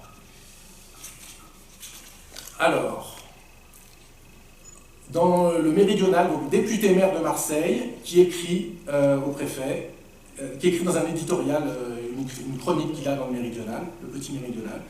Depuis quelque temps se produit vers la France par Marseille un redoutable courant d'immigration des peuples d'Orient, notamment des Arméniens. Ces malheureux assurent qu'ils ont tout à redouter des Turcs. Au bénéfice de cette affirmation, donc vous voyez le soupçon qu'on a sur les faux réfugiés politiques qui viennent en fait pour notre sécu.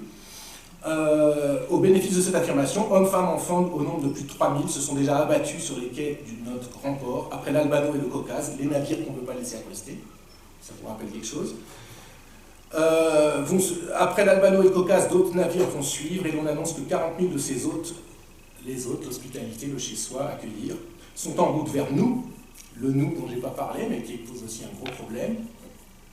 Ce qui revient à dire que la variole, le typhus et la peste, même cette thématique-là, elle est en train de revenir, se dirigent vers nous, s'ils n'y sont pas déjà en germe pullulant depuis l'arrivée des premiers de ces immigrants, dénués de tout, la misère du monde. Aucune agentivité, aucune richesse, aucune ressource, aucune positivité. Réfractaires aux mœurs occidentales. Ah ben tiens, les chrétiens proches de nous, hein, les arméniens chrétiens proches de nous. Réfractaires aux mœurs occidentales, rebelles à toute mesure d'hygiène, immobilisés dans leur indolence résignée, passive, ancestrale. Voilà. On cite ensuite des travaux de Georges Mocco, qui était le principal démographe de Guinée, qui faisait des classements sur les ethnies, les groupes nationaux, plus ou moins assimilables, les bons, les mauvais. Donc la race, alors au fil des époques, on a policé le langage, mais ça désigne toujours la même chose: race, ethnie, culture, identité, mœurs. Regardez comment on parle de ça dans le livre, évidemment, si vous vous en souvenez. Comment, au moment du déclenchement de la guerre en Ukraine, on a tenu un discours pour l'accueil des Ukrainiens qui arrivaient.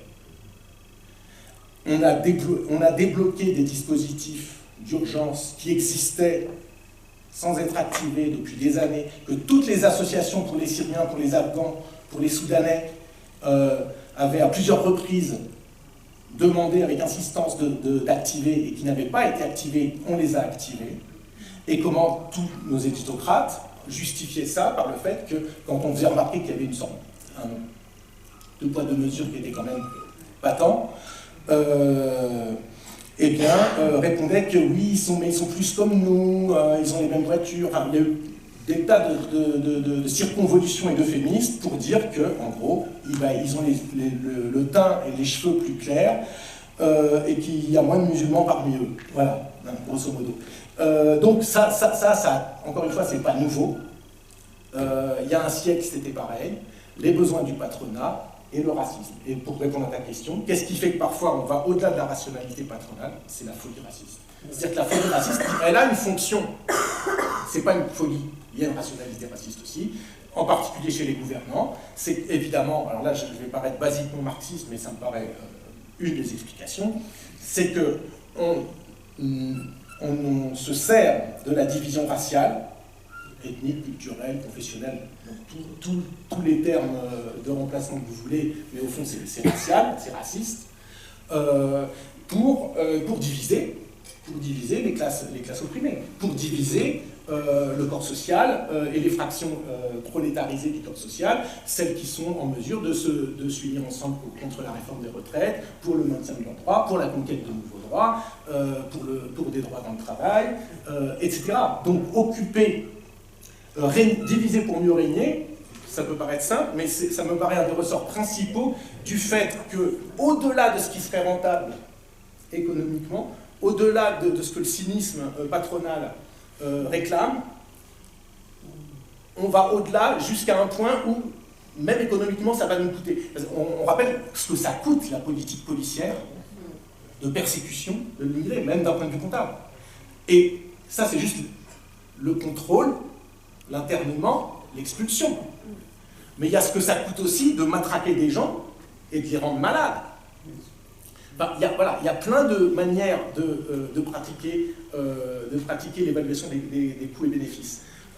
Et donc, clairement, on est dans une forme de folie. Mais aucune folie ne vient de nulle part. Je pense que c'est une folie qui est l'emballement d'une rationalité raciste gouvernementale, d'un racisme d'État, qui a comme vertu, et ça marche. Alors, le problème, c'est que ça, c'est quelque chose qui ne s'arrête jamais et qui va finir par en échapper. C'est-à-dire, à la fin, c'est Marine Le Pen. Mais le patronat, on voit qu'il est déjà en train de s'organiser avec Marine Le Pen pour l'éventualité qui est de plus en plus grande de son arrivée au pouvoir suprême. Donc, je pense que c'est ça. Je pense que c'est... Alors, évidemment, ça réactive, ça capitalise sur un racisme qui est ancré dans la société française et qu'on attise et qu'on entretient, qui évidemment est hérité de notre histoire esclavagiste et coloniale, notamment. On va donc passer la parole à la salle. Merci Pierre pour ce débat.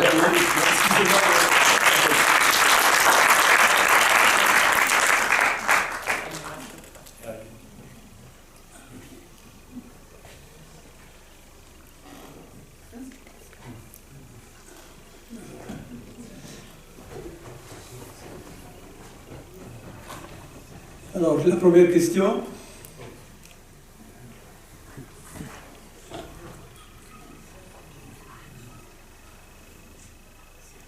Oui.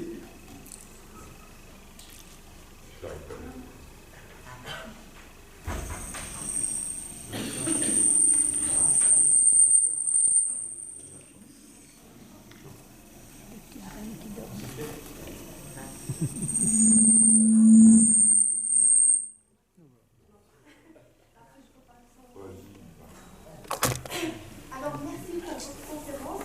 J'ai appris beaucoup de choses. Je veux seulement ajouter sur la question pourquoi ces mensonges, quand vous avez bien précisé, c'est pour diviser et mieux régner, mais aussi pour orienter l'attention de masse populaire, de ne pas se concentrer sur les vrais voleurs qui volent le travail, qui volent la richesse.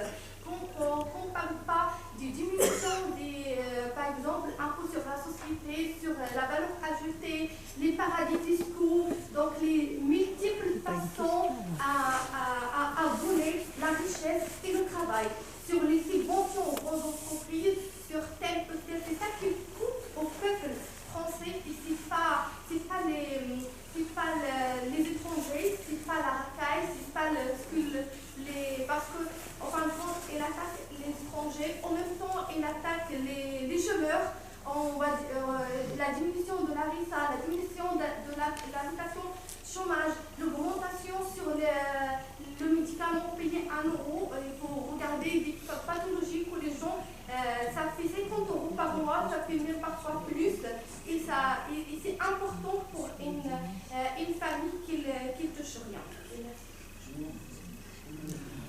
Attends,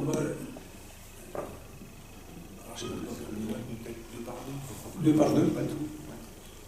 Une deuxième question.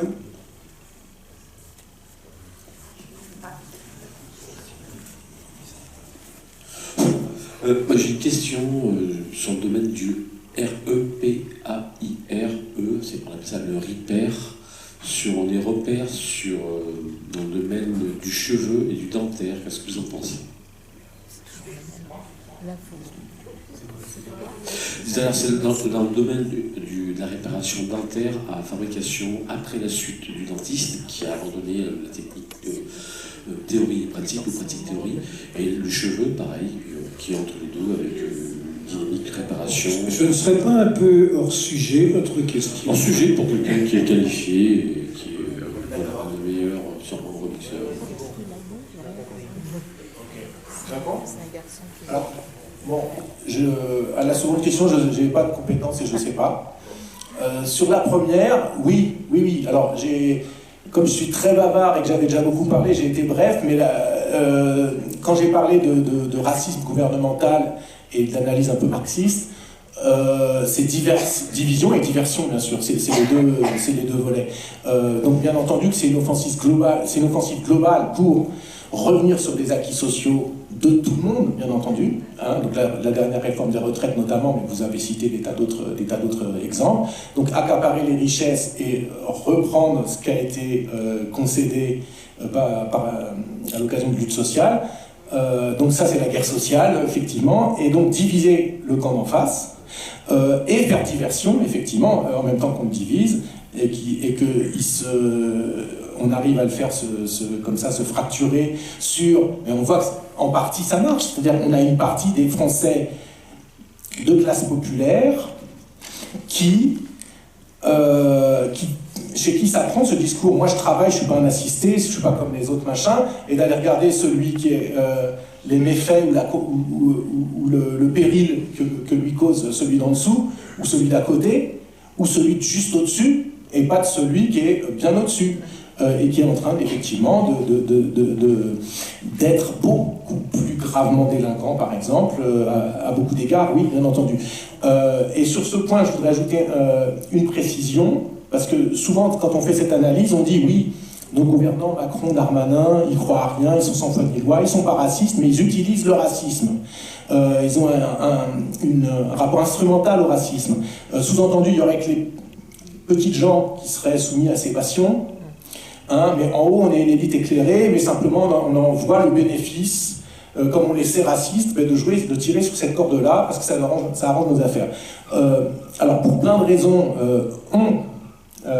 Sylvie Tissot et moi, dans nos écrits sur le site et dans des livres, on s'est opposé, et on n'est pas les seuls à cette vision, parce que donc l'idée que le racisme vient d'en bas et qu'on aurait des élites qui seraient à cet égard plus éclairées, là encore tout la contredit, et on parle très souvent d'un racisme qui vient d'en haut. Toute l'histoire politique des dernières décennies nous montre que le racisme, il est produit, entretenu, attisé par en haut, et c'est pas parce qu'il a une fonction, une utilité, et qu'il y a un usage instrumental du racisme, et que assez cyniquement parfois, même ils vont pouvoir le dire,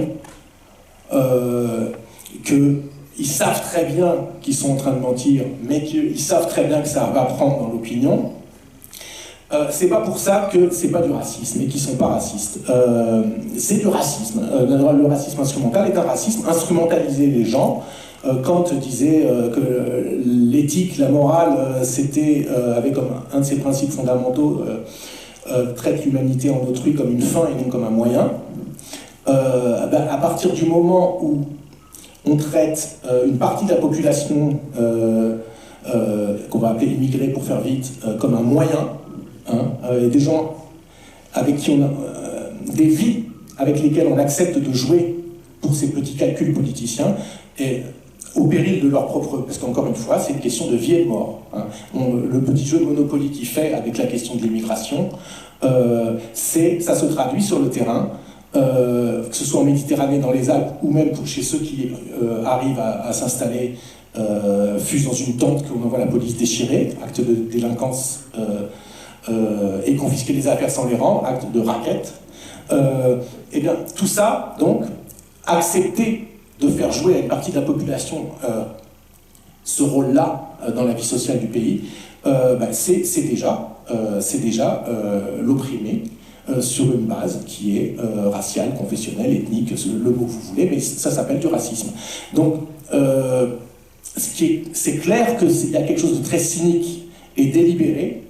Ça ne veut pas dire, c'est pas incompatible avec le fait que très profondément et très viscéralement, ces gens-là, en plus d'être calculateurs, sont racistes. À minima, parce qu'ils n'en ont rien à foutre de mettre en danger la vie des gens et de jouer avec leur vie. Et un peu plus que ça même. Je pense que quand on entend Macron parler de certains sujets, ou d'autres, il y a quelque chose de viscéral aussi. Ils ont un problème viscéral avec la peur du grand remplacement, de l'effacement de la race blanche, ou de sa suprématie dans le pays, des changements démographiques, de l'accession, fut-elle trop lente et encore soumise à beaucoup de discrimination, mais d'un certain nombre de gens noirs, arabes, musulmans, ou autres, asiatiques, dans des sphères de la vie économique et sociale où avant ils n'avaient pas du tout accès, tout ça met en panique, et il y a la dimension viscérale qui joue, je pense, et qui emmène ces dirigeants au-delà de leurs intérêts bien compris, si on les conçoit uniquement comme des sujets comptables qui ne seraient pas justement en proie aux passions racistes. Je crois qu'il y a de la passion raciste, il y a de la phobie, tout en haut, il n'y a pas qu'en bas. Et dernière chose pour dire, là, sur l'autre volet, pour insister, pour illustrer le fait qu'en tout cas c'est clair que c'est un choix politique délibéré, c'est que les études dont on parle sur le fait que notamment, tout ce qui est factuel dans le livre, est chiffré, documenté, connu dans tous les pays du monde et sur 5 ou 6 ou 7 décennies de travaux de recherche. Que ce soit sur le péril migratoire, la soi-disant... que ce soit d'abord sur l'impuissance économique du pays, mensonge. Que ce soit sur la corrélation entre puissance économique et capacité d'accueil, mensonge. Que ce soit sur le péril migratoire, que c'est toute la misère du monde qui est en train d'arriver à notre porte, mensonge. Que ce soit sur l'impact sur la délinquance, il y a 1000 études connues aussi, mensonge. Que ce soit sur l'impact sur l'économie, que j'ai un petit peu développé, mensonge.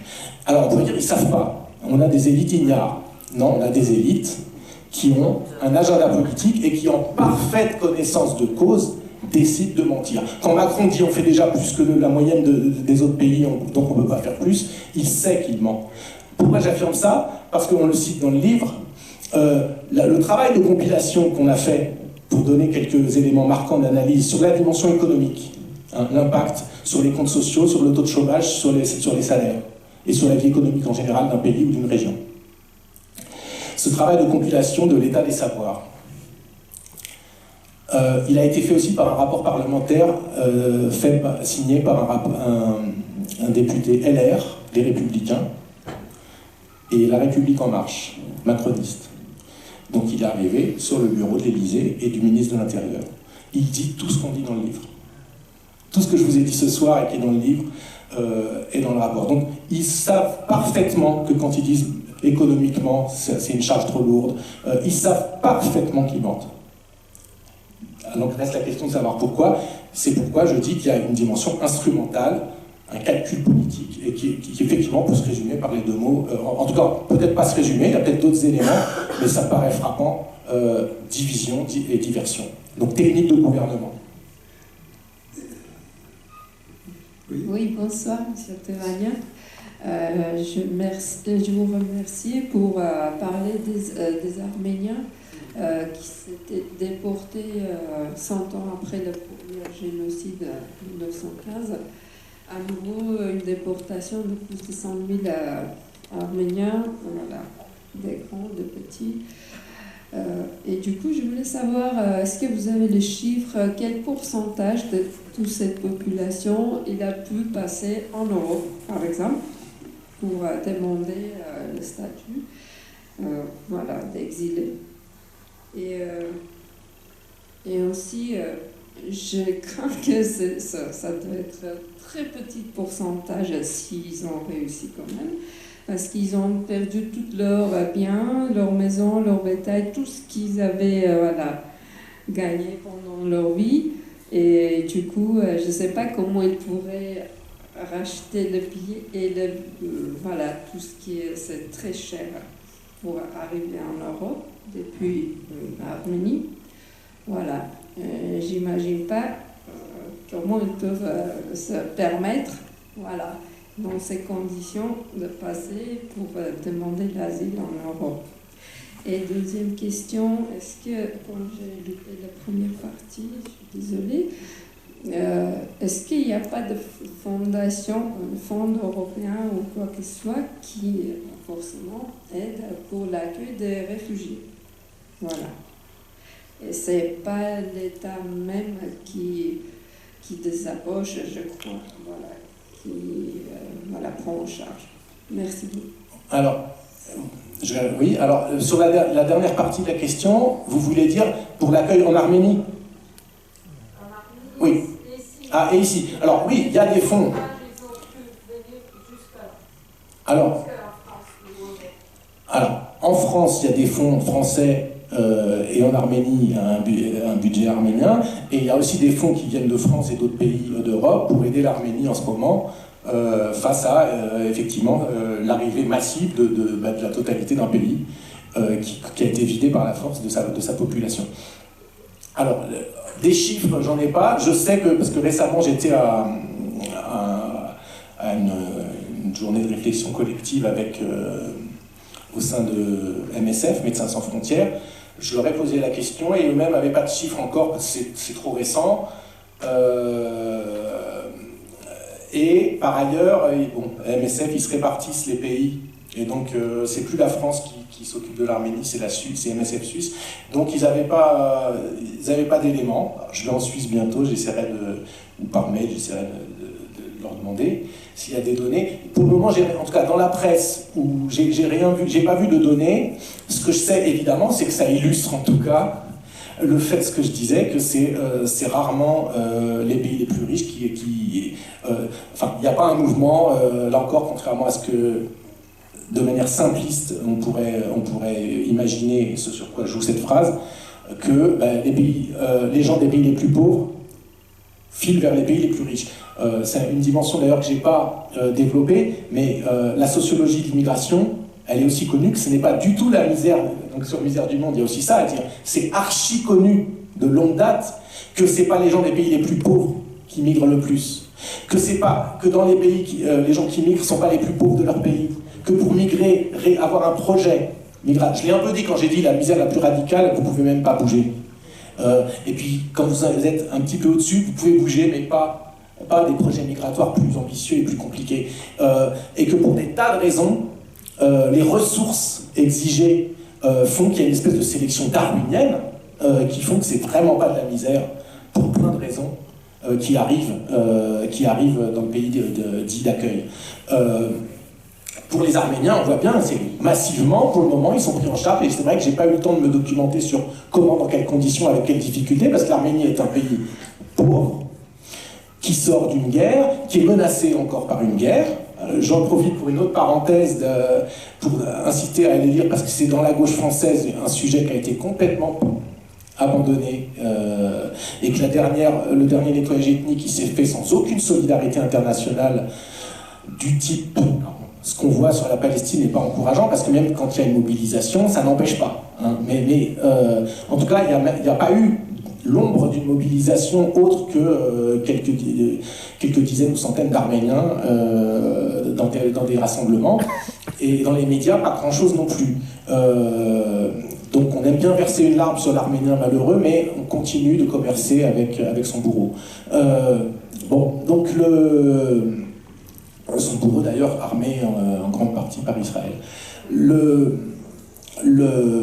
J'en profite, donc une petite parenthèse, puis je reviens à votre question, pour inciter à lire sur notre site, c'est dans les derniers textes qu'on a publiés, un texte d'Elodie Gavrilov et Marie Sonnet-Manoubian qui s'appelle pour un mouvement de solidarité internationale avec les Arméniens, quelque chose comme ça, sur la question arménienne. Qui pointe cet abandon de la gauche et qui explique, qui fait un travail de pédagogie politique sur qu'est-ce que c'est que cette question du Haut-Karabakh et de l'impérialisme azerbaïdjanais et de l'exode, enfin de la nettoyage ethnique qui vient d'avoir lieu, des menaces qui continuent de peser sur l'Arménie et qui ont été énoncées explicitement par la Turquie et l'Azerbaïdjan plusieurs fois. Et vient de sortir sur Blast aussi une vidéo de 30 minutes qui explique aussi bien la situation, que je vous encourage à aller voir. Pour ce qui est effectivement de votre question, ça illustre le fait que effectivement c'est toujours des pays voisins avec alors là il y a tout ce que j'ai énoncé tout à l'heure, la proximité de langue, la difficulté de toute façon à construire un projet migratoire qui va plus loin, ou s'il se fait ça prend plus de temps. Et le fait qu'en tout cas, l'accueil se fait, c'est rarement les plus riches qui prennent naturellement, parce qu'ils ont plus de moyens, hein, cette loi n'existe pas, qui prennent en charge les plus malheureux. Alors, il y a bien l'Europe, j'ai envie de dire, les différents pays d'Europe, et la France en particulier, pour se racheter, j'ai envie de dire, à bon prix. Un honneur d'avoir laissé totalement faire le nettoyage ethnique. Effectivement, on voit de l'argent maintenant, pour la dimension humanitaire, d'accueil et sociale, d'accueil des réfugiés. Ce qu'ils vont faire ensuite et vers où ils vont aller, j'avoue que c'est trop récent pour que j'ai des données précises. Ce que je sais aussi, et que vous savez sans doute, c'est qu'en grande part, ils vont aller principalement. Certains vont se... Alors, il y a ceux qui... Mais bon, de ce que j'ai pu lire à droite à gauche, de ce qui m'est revenu, il n'y en a pas beaucoup qui ont... il y en a, mais bon, ils ont abandonné du jour... Je ne sais pas dans quel état psychologique on est dans ces moments-là, de toute façon. Hein. Ils viennent d'abandonner comme ça, du jour au lendemain, une terre ancestrale. Voilà. Je ne sais pas la proportion, une partie va rester en Arménie, mais l'Arménie elle-même est dans une telle situation et d'insécurité géopolitique et d'impasse économique que traditionnellement c'est un pays d'émigration, même à un point d'ailleurs où une partie énorme de la jeunesse arménienne s'en va, qui pose même des problèmes sur place. Traditionnellement, ils allaient vers des pays où il y a des diasporas pour les accueillir, parce que c'est jamais les plus riches qui accueillent, mais souvent les co-religionnaires ou les compatriotes qui sont les diasporas, en fait, les diasporas, tout simplement, quelles qu'elles soient. En France, on a de plus en plus, depuis ces dernières années, même avant l'offensive azerbaïdjanaise, des sans-papiers arméniens.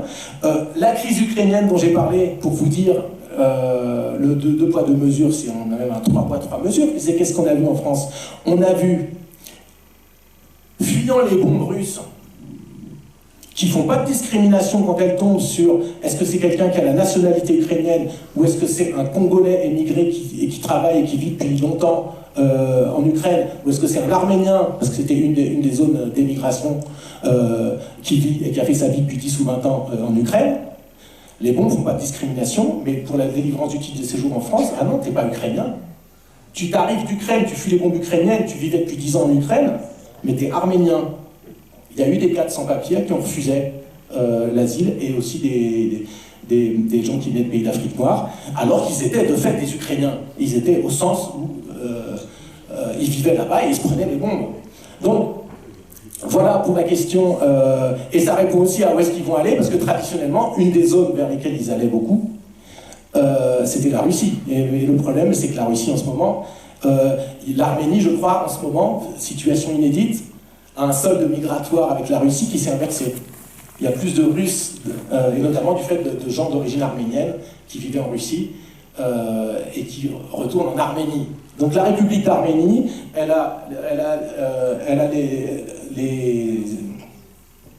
des arrivées, bon, il faut que je m'arrête parce que là c'est une longue question, mais elle a des gens qui arrivent, elle a 100 000 personnes qui arrivent d'un coup à l'Est, et elle a aussi des gens qui arrivent de Russie. Et les Russes, bien sûr. Et les Russes qui fuient. Ah bien, bah oui, bien sûr. La question. Allez-y. Déjà, merci pour la présentation. Et puis, à la lecture du livre, je dois dire que j'étais vraiment... Enfin, la manière dont vous dépliez chacun des mots de la phrase, c'était vraiment très, très intéressant à lire. Alors, pendant la présentation, vous avez parlé un petit peu de l'origine, en fait. Un des moteurs de toute cette phrase-là, c'est le racisme en dernière instance, et que le racisme vient, en tout cas de ce que j'ai lu, c'est que principalement c'est du colonialisme, c'est issu du colonialisme ou de l'esclavagisme. Donc, est-ce qu'à vous d'entendre, pour résoudre ce problème-là, si on arrête le colonialisme ou le néocolonialisme, on a tout réglé? Je suppose que non. Et est-ce qu'un autre angle d'attaque pour résoudre ce problème-là, ce serait de travailler, comme vous l'avez évoqué, ce serait de travailler sur le traitement médiatique de cette question-là. Donc là, c'est deux questions-là sur comment arriver à travailler, à résoudre ce problème-là, ou alors dans la dernière partie du bouquin, si je me rappelle bien, vous parlez aussi de la solidarité comme possible moyen pour résoudre la question. Est-ce que mettre en place ou remettre des forces dans un mouvement mondial pour la solidarité, ce serait un autre axe de travail? Mondial et local, à toutes les échelles. Multiscalaire. Alors, je vais dire oui à tout, et effectivement, l'angle d'attaque, moi je ne crois pas, je crois pas qu'il n'y en ait qu'un seul. Quand on est face à un phénomène total, global, massif, un rouleau compresseur si anciennement ancré dans la tradition politique étatique du pays, cette approche utilitariste, culturaliste ou raciste, d'immigration choisie, encore une fois, même si l'expression... même si Sarkozy a mis un copyright sur l'expression et que Darmanin a trouvé une nouvelle formulation, je ne sais plus laquelle, mais ce soi-disant pragmatisme nouveau, c'est le credo d'un siècle de politique d'immigration en France. Je vous ai lu des choses. Quand on fait l'histoire de l'administration française, des délivrances de nationalité, de titres de séjour, des lois qui ont été votées de préférence nationale, justement, pour, entre guillemets, protéger jusqu'à un tiers des emplois disponibles sur le marché du travail à un moment donné dans les années 80, étaient statutairement, légalement soumis à la préférence nationale, réservés aux Français, interdits aux étrangers, puis depuis la communauté européenne, élargie à l'UE, mais interdit aux non-ressortissants de l'Union européenne. Il y a eu quelques abolitions dans différents secteurs, notamment la RATP ou la CETA, qui fabrique des cigarettes, ou d'autres entreprises comme ça. On est tombé maintenant plutôt autour de 20%. Mais ça reste un point d'appui d'ailleurs pour Marine Le Pen pour dire, vous voyez, il y a ça rien de monstrueux, c'est pas si étranger que ça, ce n'est pas étranger, elle dit, du tout à notre tradition républicaine. Arrêtez de dire qu'on n'est pas républicain, ça existe déjà, on veut juste l'étendre. C'est pas formellement faux. C'est pas formellement faux. elle est contradictoire, notre tradition républicaine. Hein. Elle proclame l'égalité, il y a des tas de lois sur l'égalité au travail, le principe de non-discrimination, n'empêche que, et en dissonance cognitive, éthique, morale, politique totale avec ces principes et avec ces lois, il y a toute une série d'emplois. Normalement, un conseil constitutionnel, ça devrait être réglé en une semaine. Des députés le saisissent et ils statuent et il abroge toutes ces conditions de nationalité.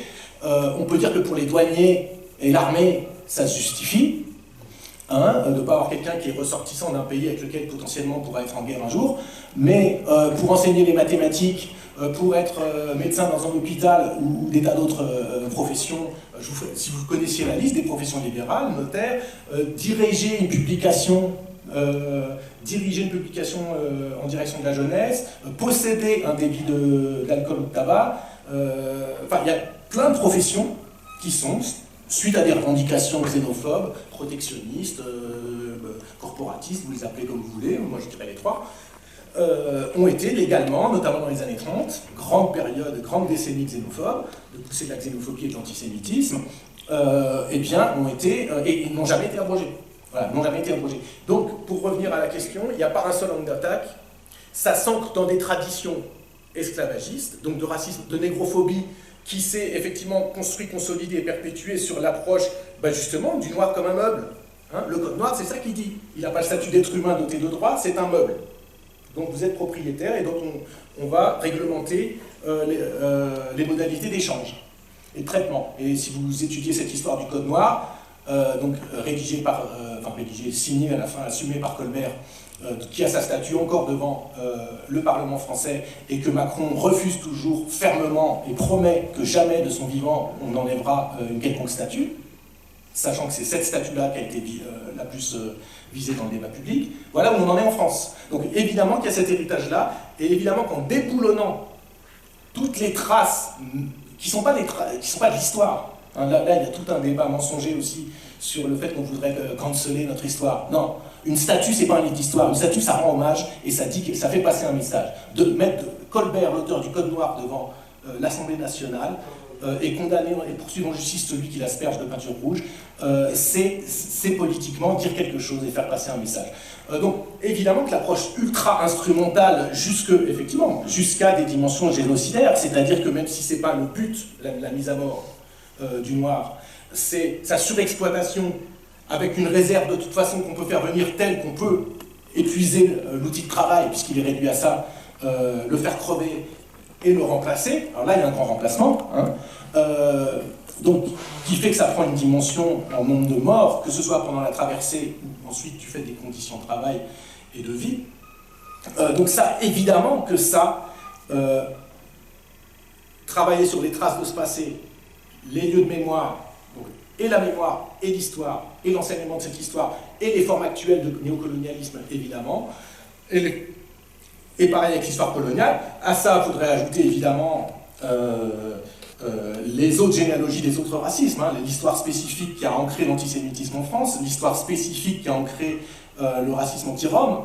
Donc il n'y a pas que le colonialisme strictement parlé, connu de l'empire colonial français, ou la traite négrière. Il y a un ensemble effectivement de ressorts historiques sur lesquels il faut travailler, et d'actualité de l'oppression, effectivement, qui a démonté. Et oui, ça fait déjà un gros cahier des charges.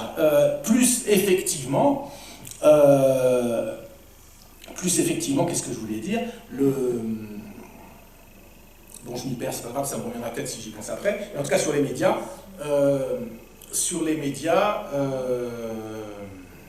évidemment qu'il y a à faire.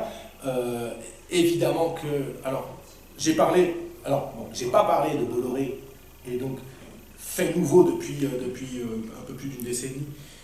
On a, et ces dernières années, ça se radicalise et ça s'étend, un empire d'extrême droite fasciste médiatique, hein, qui s'installe en France.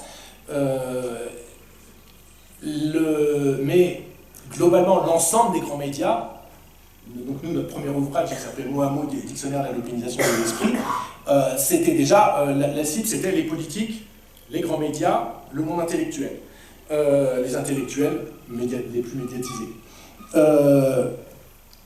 Et évidemment que de longue date, il y a un problème à ce niveau-là. Et ça va me permettre de parler du nous dont je n'ai pas parlé. On l'aborde dans l'analyse du nous. C'est qui ce nous, au fait?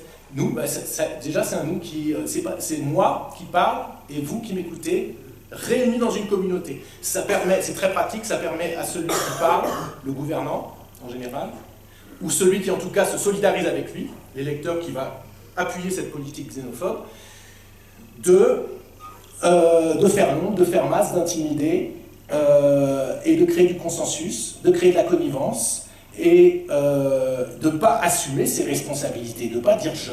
On développe tout le fait que dire nous ne pouvons pas, c'est une manière de dire ce qu'on devrait dire si on était honnête, c'est je ne veux pas. Qu'il n'y a pas du tout d'impuissance, on pourrait très bien. On a d'ailleurs d'un coup, du jour au lendemain, ouvert des portes qu'on fermait jusqu'à présent pour les Ukrainiens. C'est une preuve parmi 1000 autres. Ce que font les pays les plus pauvres qui accueillent 10 fois plus que nous, c'est une autre preuve parmi plein d'autres. Donc, évidemment, tout prouve qu'on pourrait et qu'on ne veut pas, mais on préfère dire qu'on ne peut pas. Et tout prouve aussi que c'est le choix d'une petite caste de dirigeants qui n'a jamais demandé, qui n'a jamais répondu à aucune demande populaire, massive, qui permettrait de dire nous, la nation. Or, c'est un nous, ce nous, hein, c'est moi et je. Donc ça peut être potentiellement toute l'humanité, ça existe, l'usage du nous comme désignant toute l'humanité. Nous ne pouvons plus nous permettre, par exemple, quand on parle d'écologie, on parle à l'échelle de la planète, et souvent le nous désigne l'humanité en général. Mais dans un débat politique sur d'autres questions, en général, le nous, alors ça peut être nous les opprimés contre les oppresseurs, nous la classe ouvrière contre la bourgeoisie, ça peut être dans le discours raciste, nous les vrais Français, les bons Français contre les usurpateurs et les envahisseurs. Justement, le nous, c'est toujours moi et certains autres qui sont les miens, que je décrète être les miens et à qui je m'adresse en créant cette connivence. Mais c'est rarement dans la politique, parce que la politique, c'est justement le conflit, c'est un nous qui a des contours. C'est un nous qui se définit contre un eux. Et suivant la manière dont vous découpez qui est dans le nous, qui est dans le eux, ça dit une ligne politique. Et donc il y a une ligne de classe, hein, il y a une ligne sociale, il y a une ligne qu'on peut appeler justement socialiste, communiste, gauche, ce que vous voulez, mouvement ouvrier, les exploiteurs, les exploités, nous les exploités contre les exploiteurs. Il y a ceux qui clairement font une ligne, nous les Français contre eux les étrangers, nous les bons Français contre eux les mauvais. Ça, c'est celle traditionnellement d'extrême droite et des courants nationalistes et racistes, mais c'est celle qui s'impose quand on dit nous. Parce que ce nous, c'est qui? Nous ne pouvons pas accueillir. Ça divise, en fait, celui qui parle et ceux à qui il s'adresse, et ça exclut de la discussion publique et du débat public, parce que ça les met dans un eux, ça les range dans le eux, et non seulement ça les range dans le eux, mais ils n'ont même pas d'existence autre, je l'ai dit tout à l'heure, ils sont un substantif abstrait, ils sont la misère du monde. Donc il y a nous, sujet de la discussion, sujet parlant, il y a eux, objet de discussion. Donc, le principal concerné, l'immigré, il n'est ni en position d'avoir la parole et d'être écouté, avec tous ses problèmes, tout ce qu'il a à vivre, ni en position, ni digne d'être quelqu'un à qui on s'adresse. Parce que la violence de ce qui se dit, moi je leur dis souvent, allez leur dire en face. Alors, il y en a qui osent, hein. Il y en a qui sont passés à ce niveau-là de dire oui, je peux le dire en face, et qui le font. Ils le font parce qu'ils savent qu'ils ont des flics pour les protéger si l'autre pète un câble et lui met une baffe. Mais il y a quand même beaucoup de gens pour qui il est beaucoup plus facile de dire entre blancs français, avec leur petite carte d'électeur, nous ne pouvons pas dire toute la misère du monde. Mettez le migrant qui vous raconte sa vie, déjà, qui est en position de sujet parlant que vous allez écouter, et dites-lui en face, non, désolé, on accueille déjà le pape et les Jeux olympiques, notre parc de sauvetage va craquer si on t'accepte. Hein, t'es une charge trop lourde. Encore une fois, un petit Jordan Bardella avec ses gorilles autour, il serait capable de le faire. Ou en tout cas Zemmour, avec ses gorilles autour, il serait capable de le faire. Mais il y a beaucoup de gens qui ne seraient pas capables de le faire, mais qui sont parfaitement capables, dans l'entre-soi, de le dire. Donc il y a déjà cette violence immense dans le nous. Hein, c'est quelque chose sur lequel le on, je remplace le nous. Et ça répond à votre question, c'est que la solution, si on dit que ça c'est une partie du problème, à chaque fois qu'on donne une partie du problème, on donne une partie de la solution. La solution c'est l'inverse, c'est d'arriver d'une manière ou d'une autre à faire que s'invite par effraction, puisqu'il n'est pas invité en bonne et due forme, dans la discussion publique, dans le débat, à la place de celui qui parle et qu'on écoute, et éventuellement à qui du coup on va devoir répondre, à partir de ce qu'il a dit, de son expertise, ses griefs, ses revendications, sa dignité, qui désormais compte puisqu'il a le micro. Et comment est-ce qu'on s'invite quand on n'est pas invité au départ? Par effraction. C'est quoi une effraction? Regardez comment les gens qui avaient une autre expertise à faire valoir pour leur droit à la retraite, comment ils se sont invités? En bloquant le pays. Jusque-là, c'était des économistes, tous de la même tendance, qui tous étaient... nous expliquaient qu'il n'y avait pas d'autre solution, que de toute façon, voilà, la réalité s'impose à nous. Enfin, exactement la même chose. On ne peut plus se permettre d'accorder la retraite de la même manière, comme on ne peut plus se permettre d'accueillir toute la misère du monde. Et pour entendre une voix discordante, il a fallu bloquer le pays. Les sans-papiers, sur la longue durée, les moments où ils se sont fait entendre, c'est quand ils ont occupé des églises, occupé des lieux publics. Alors c'est extrêmement risqué pour eux, ils prennent un risque supplémentaire, mais ils sont parfois dans des conditions où de toute façon, ce qu'ils endurent fait qu'à un moment donné, ils entrent en lutte.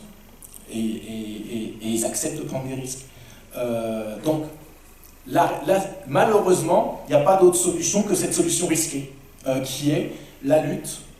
Et de fait, hein, j'en parlais tout à l'heure avant qu'on commence, de fait, sur l'opinion, quand ils entrent en lutte, les responsables politiques leur disent en mimant la responsabilité, mais vous êtes irresponsables, et les gauchistes qui les accompagnent, vous êtes irresponsables, vous leur faites pas du bien, parce que là, les Français, pour le moment, ils sont pas racistes, mais en voyant toute cette agitation, ces églises occupées, etc., qu'on veut accueillir maintenant des sans-papiers, eh bien, ils vont devenir racistes. Alors à quoi, évidemment, je réponds que, premièrement, si le fait de voir quelqu'un réclamer ses droits fondamentaux vous rend raciste, c'est que vous étiez déjà raciste au départ. Parce que c'est comme les gens qui disent moi les homos j'ai rien contre eux, mais de les voir s'embrasser dans la rue sous mes yeux, bah, si le fait de les voir s'embrasser dans la rue sous tes yeux pose un problème, c'est que en fait tu es homophobe. C'est pas leur bisou qui t'a rendu homophobe. Donc c'est juste... Alors c'est vrai que se révèlent de manière patente et agressive des formes latentes et moins agressives de racisme, comme dans d'autres cas de sexisme ou d'homophobie, bien sûr. À chaque fois que les dominés et que les invisibles, ou les voués à l'invisibilité, sortent de l'invisibilité, prennent la parole qu'on ne veut pas leur donner, et imposent l'égalité de traitement, ne serait-ce que comme demande, qui leur est refusée par l'ordre social et symbolique que d'autres défendent en face, évidemment qu'on se braque, évidemment qu'il y a un backlash, ce qu'on appelle un backlash, un retour de bâton, et qu'évidemment ça peut faire très mal. Donc, ce qui veut dire qu'il y a un risque. Mais malheureusement, sans ça, alors, malheureusement, c'est la seule solution parce que ce risque-là, donc qu'il faut prendre avec parcimonie, pas à tous les coups, en faisant gaffe, en prenant des précautions, mais de fait, il y a des tas de preuves historiques que c'est comme ça que, alors une partie des défenseurs de l'ordre du statu quo et de l'ordre dominant va se braquer, se radicaliser. La progression de l'extrême droite et des formes radicales d'expression raciste et xénophobe, je l'interprète comme ça, c'est aussi un mouvement défensif face à des avancées. Je sais pas, il y a un certain nombre d'emplois réservés légalement qui ont été ouvertes à tous. Il y a, en termes dans la vie sociale, de discrimination cette fois-ci, illégale qui se pratiquait, ou systémique, qui disait que les gens n'arrivaient pas dans ces secteurs. Il y a des secteurs, même si la discrimination dans ces secteurs, le plafond de verre, existe encore massivement, et rien n'est fait contre, mais malgré ça, plus qu'il y a 10 ans, plus qu'il y a 20 ans, il y a quand même une petite partie de gens qui ne sont pas blancs, qui ne sont pas chrétiens, et qui arrivent dans certains postes, certains niveaux, certains types d'emplois où ils n'étaient pas du tout avant. Et ça, il y a déjà des gens, même si c'est peu, et encore une fois, c'est des miraculés de la discrimination, il y a des gens que ça insupporte au point qu'ils se radicalisent. Mais il y a aussi une autre fraction des gens qui, pour la première fois de leur vie, vont avoir des moments conflictuels, vont avoir des moments où leur blague de machine à café ne va pas passer, ou le fait de devoir partager la parole avec quelqu'un avec qui il n'avait pas l'habitude de la partager va lui poser problème, vont se réformer. des sympathies vont se créer, de l'empathie au moins va se créer. Le mouvement des sans-papiers, c'est ça qu'il a fait. Il n'a pas provoqué dans l'opinion le grand mouvement, les moments de plus grande médiatisation dont j'ai parlé tout à l'heure. Il n'a pas, sur la longue durée des mois qui ont suivi, il n'a pas produit du tout une poussée d'extrême droite. Il a produit la victoire de la gauche aux législatives anticipées, une gauche qui avait promis clairement pendant sa campagne une régularisation et l'abrogation des lois Pasqua-Debré. Et dans les sondages, vraiment, que ce soit sur accorder le droit de vote aux étrangers, faire une régularisation, etc., le mouvement des sans-papiers, donc qui mettait du désordre, qui mettait de l'agitation, qui mettait de la politique, mais qui donnait une visibilité aux invisibles, ben, en gros, il faisait sortir le clandestin de sa condition spectrale et terrifiante de clandestin, celui dont on parle mais qu'on ne voit jamais, donc qu'on appelle la misère du monde, donc qui fait peur, quelque chose qui s'éradique, quelque chose qui est contagieux, et ça devenait tous des êtres humains avec un visage qui parlait de leurs problèmes. Et bien, n'empêche que ça, évidemment, que ça peut... Alors, évidemment, ça peut créer un gars qui arrive avec son fusil et qui tire dans l'église. Oui, on en a des cas comme ça. Hein, de même que la visibilité plus grande de l'islam crée des gens qui arrivent et qui tirent sur les mosquées, alors qu'avant, ça se faisait moins. Donc, oui, à chaque fois qu'il y a des avancées sociales, il y a une partie de l'opinion, il y a risque. Et en même temps, on voit que sur d'autres fractions de la population, et à terme, quand les choses se passent bien, et souvent elles se passent bien, ça l'emporte, et ben, il y a des formes d'empathie qui deviennent possibles et qui sont impossibles quand des gens sont cantonnés, quand on réussit à les cantonner dans l'invisibilité. Donc la question médiatique, pour moi, il n'y a pas 36 manières, il y a créé d'autres médias, il y a popularisé tout aussi, pas seulement les intéressés eux-mêmes et ce qu'ils vivent, mais aussi tout le fait qu'il existe une France généreuse, il existe une France non raciste, il existe une France, je parlais de la retraite notamment, qui est un âge où on a plus de temps pour faire du bénévolat, mais il y a parmi les retraités, pas seulement, mais structurellement, pour les raisons d'agenda et de temps libre, il y a une partie des retraités qui sont, ça aussi on voit dans les sondages, qui sont parmi les plus radicaux dans la xénophobie, la réaction, etc. Mais il y a toute une partie aussi des retraités, et puis dans toutes les tranches d'âge c'est pareil, il y a toute une partie, il y a des Cédric Héroux, et que ça, il y a pas que Cédric Héroux. Il y a donc toute une série de gens qui donnent de leur temps, de leur argent, de leur intelligence, à tout simplement faire vivre en acte un des trois principes, et même les trois en fait, la liberté de circulation et d'installation, l'égalité de traitement. C'est pas parce que je suis né de l'autre côté de la frontière que je mériterais plus d'être soigné quand je suis malade et pas mourir sous une bombe. Et la fraternité, ou sororité, ou solidarité, mais en tout cas le fait que ce qui arrive à mon prochain ne m'est pas indifférent. Pierre, il va falloir que tu reviennes. Parce que je suis pas Il y a tellement de choses qu'il y a à dire, et tellement de questions sans doute. Alors, ce que je vous propose que... C'est possible tes questions, parce que sinon je vais... Et après je réponds, sinon ça empêchera. Non, mais de toute façon, on n'a plus beaucoup de temps. Alors, on va prendre une question.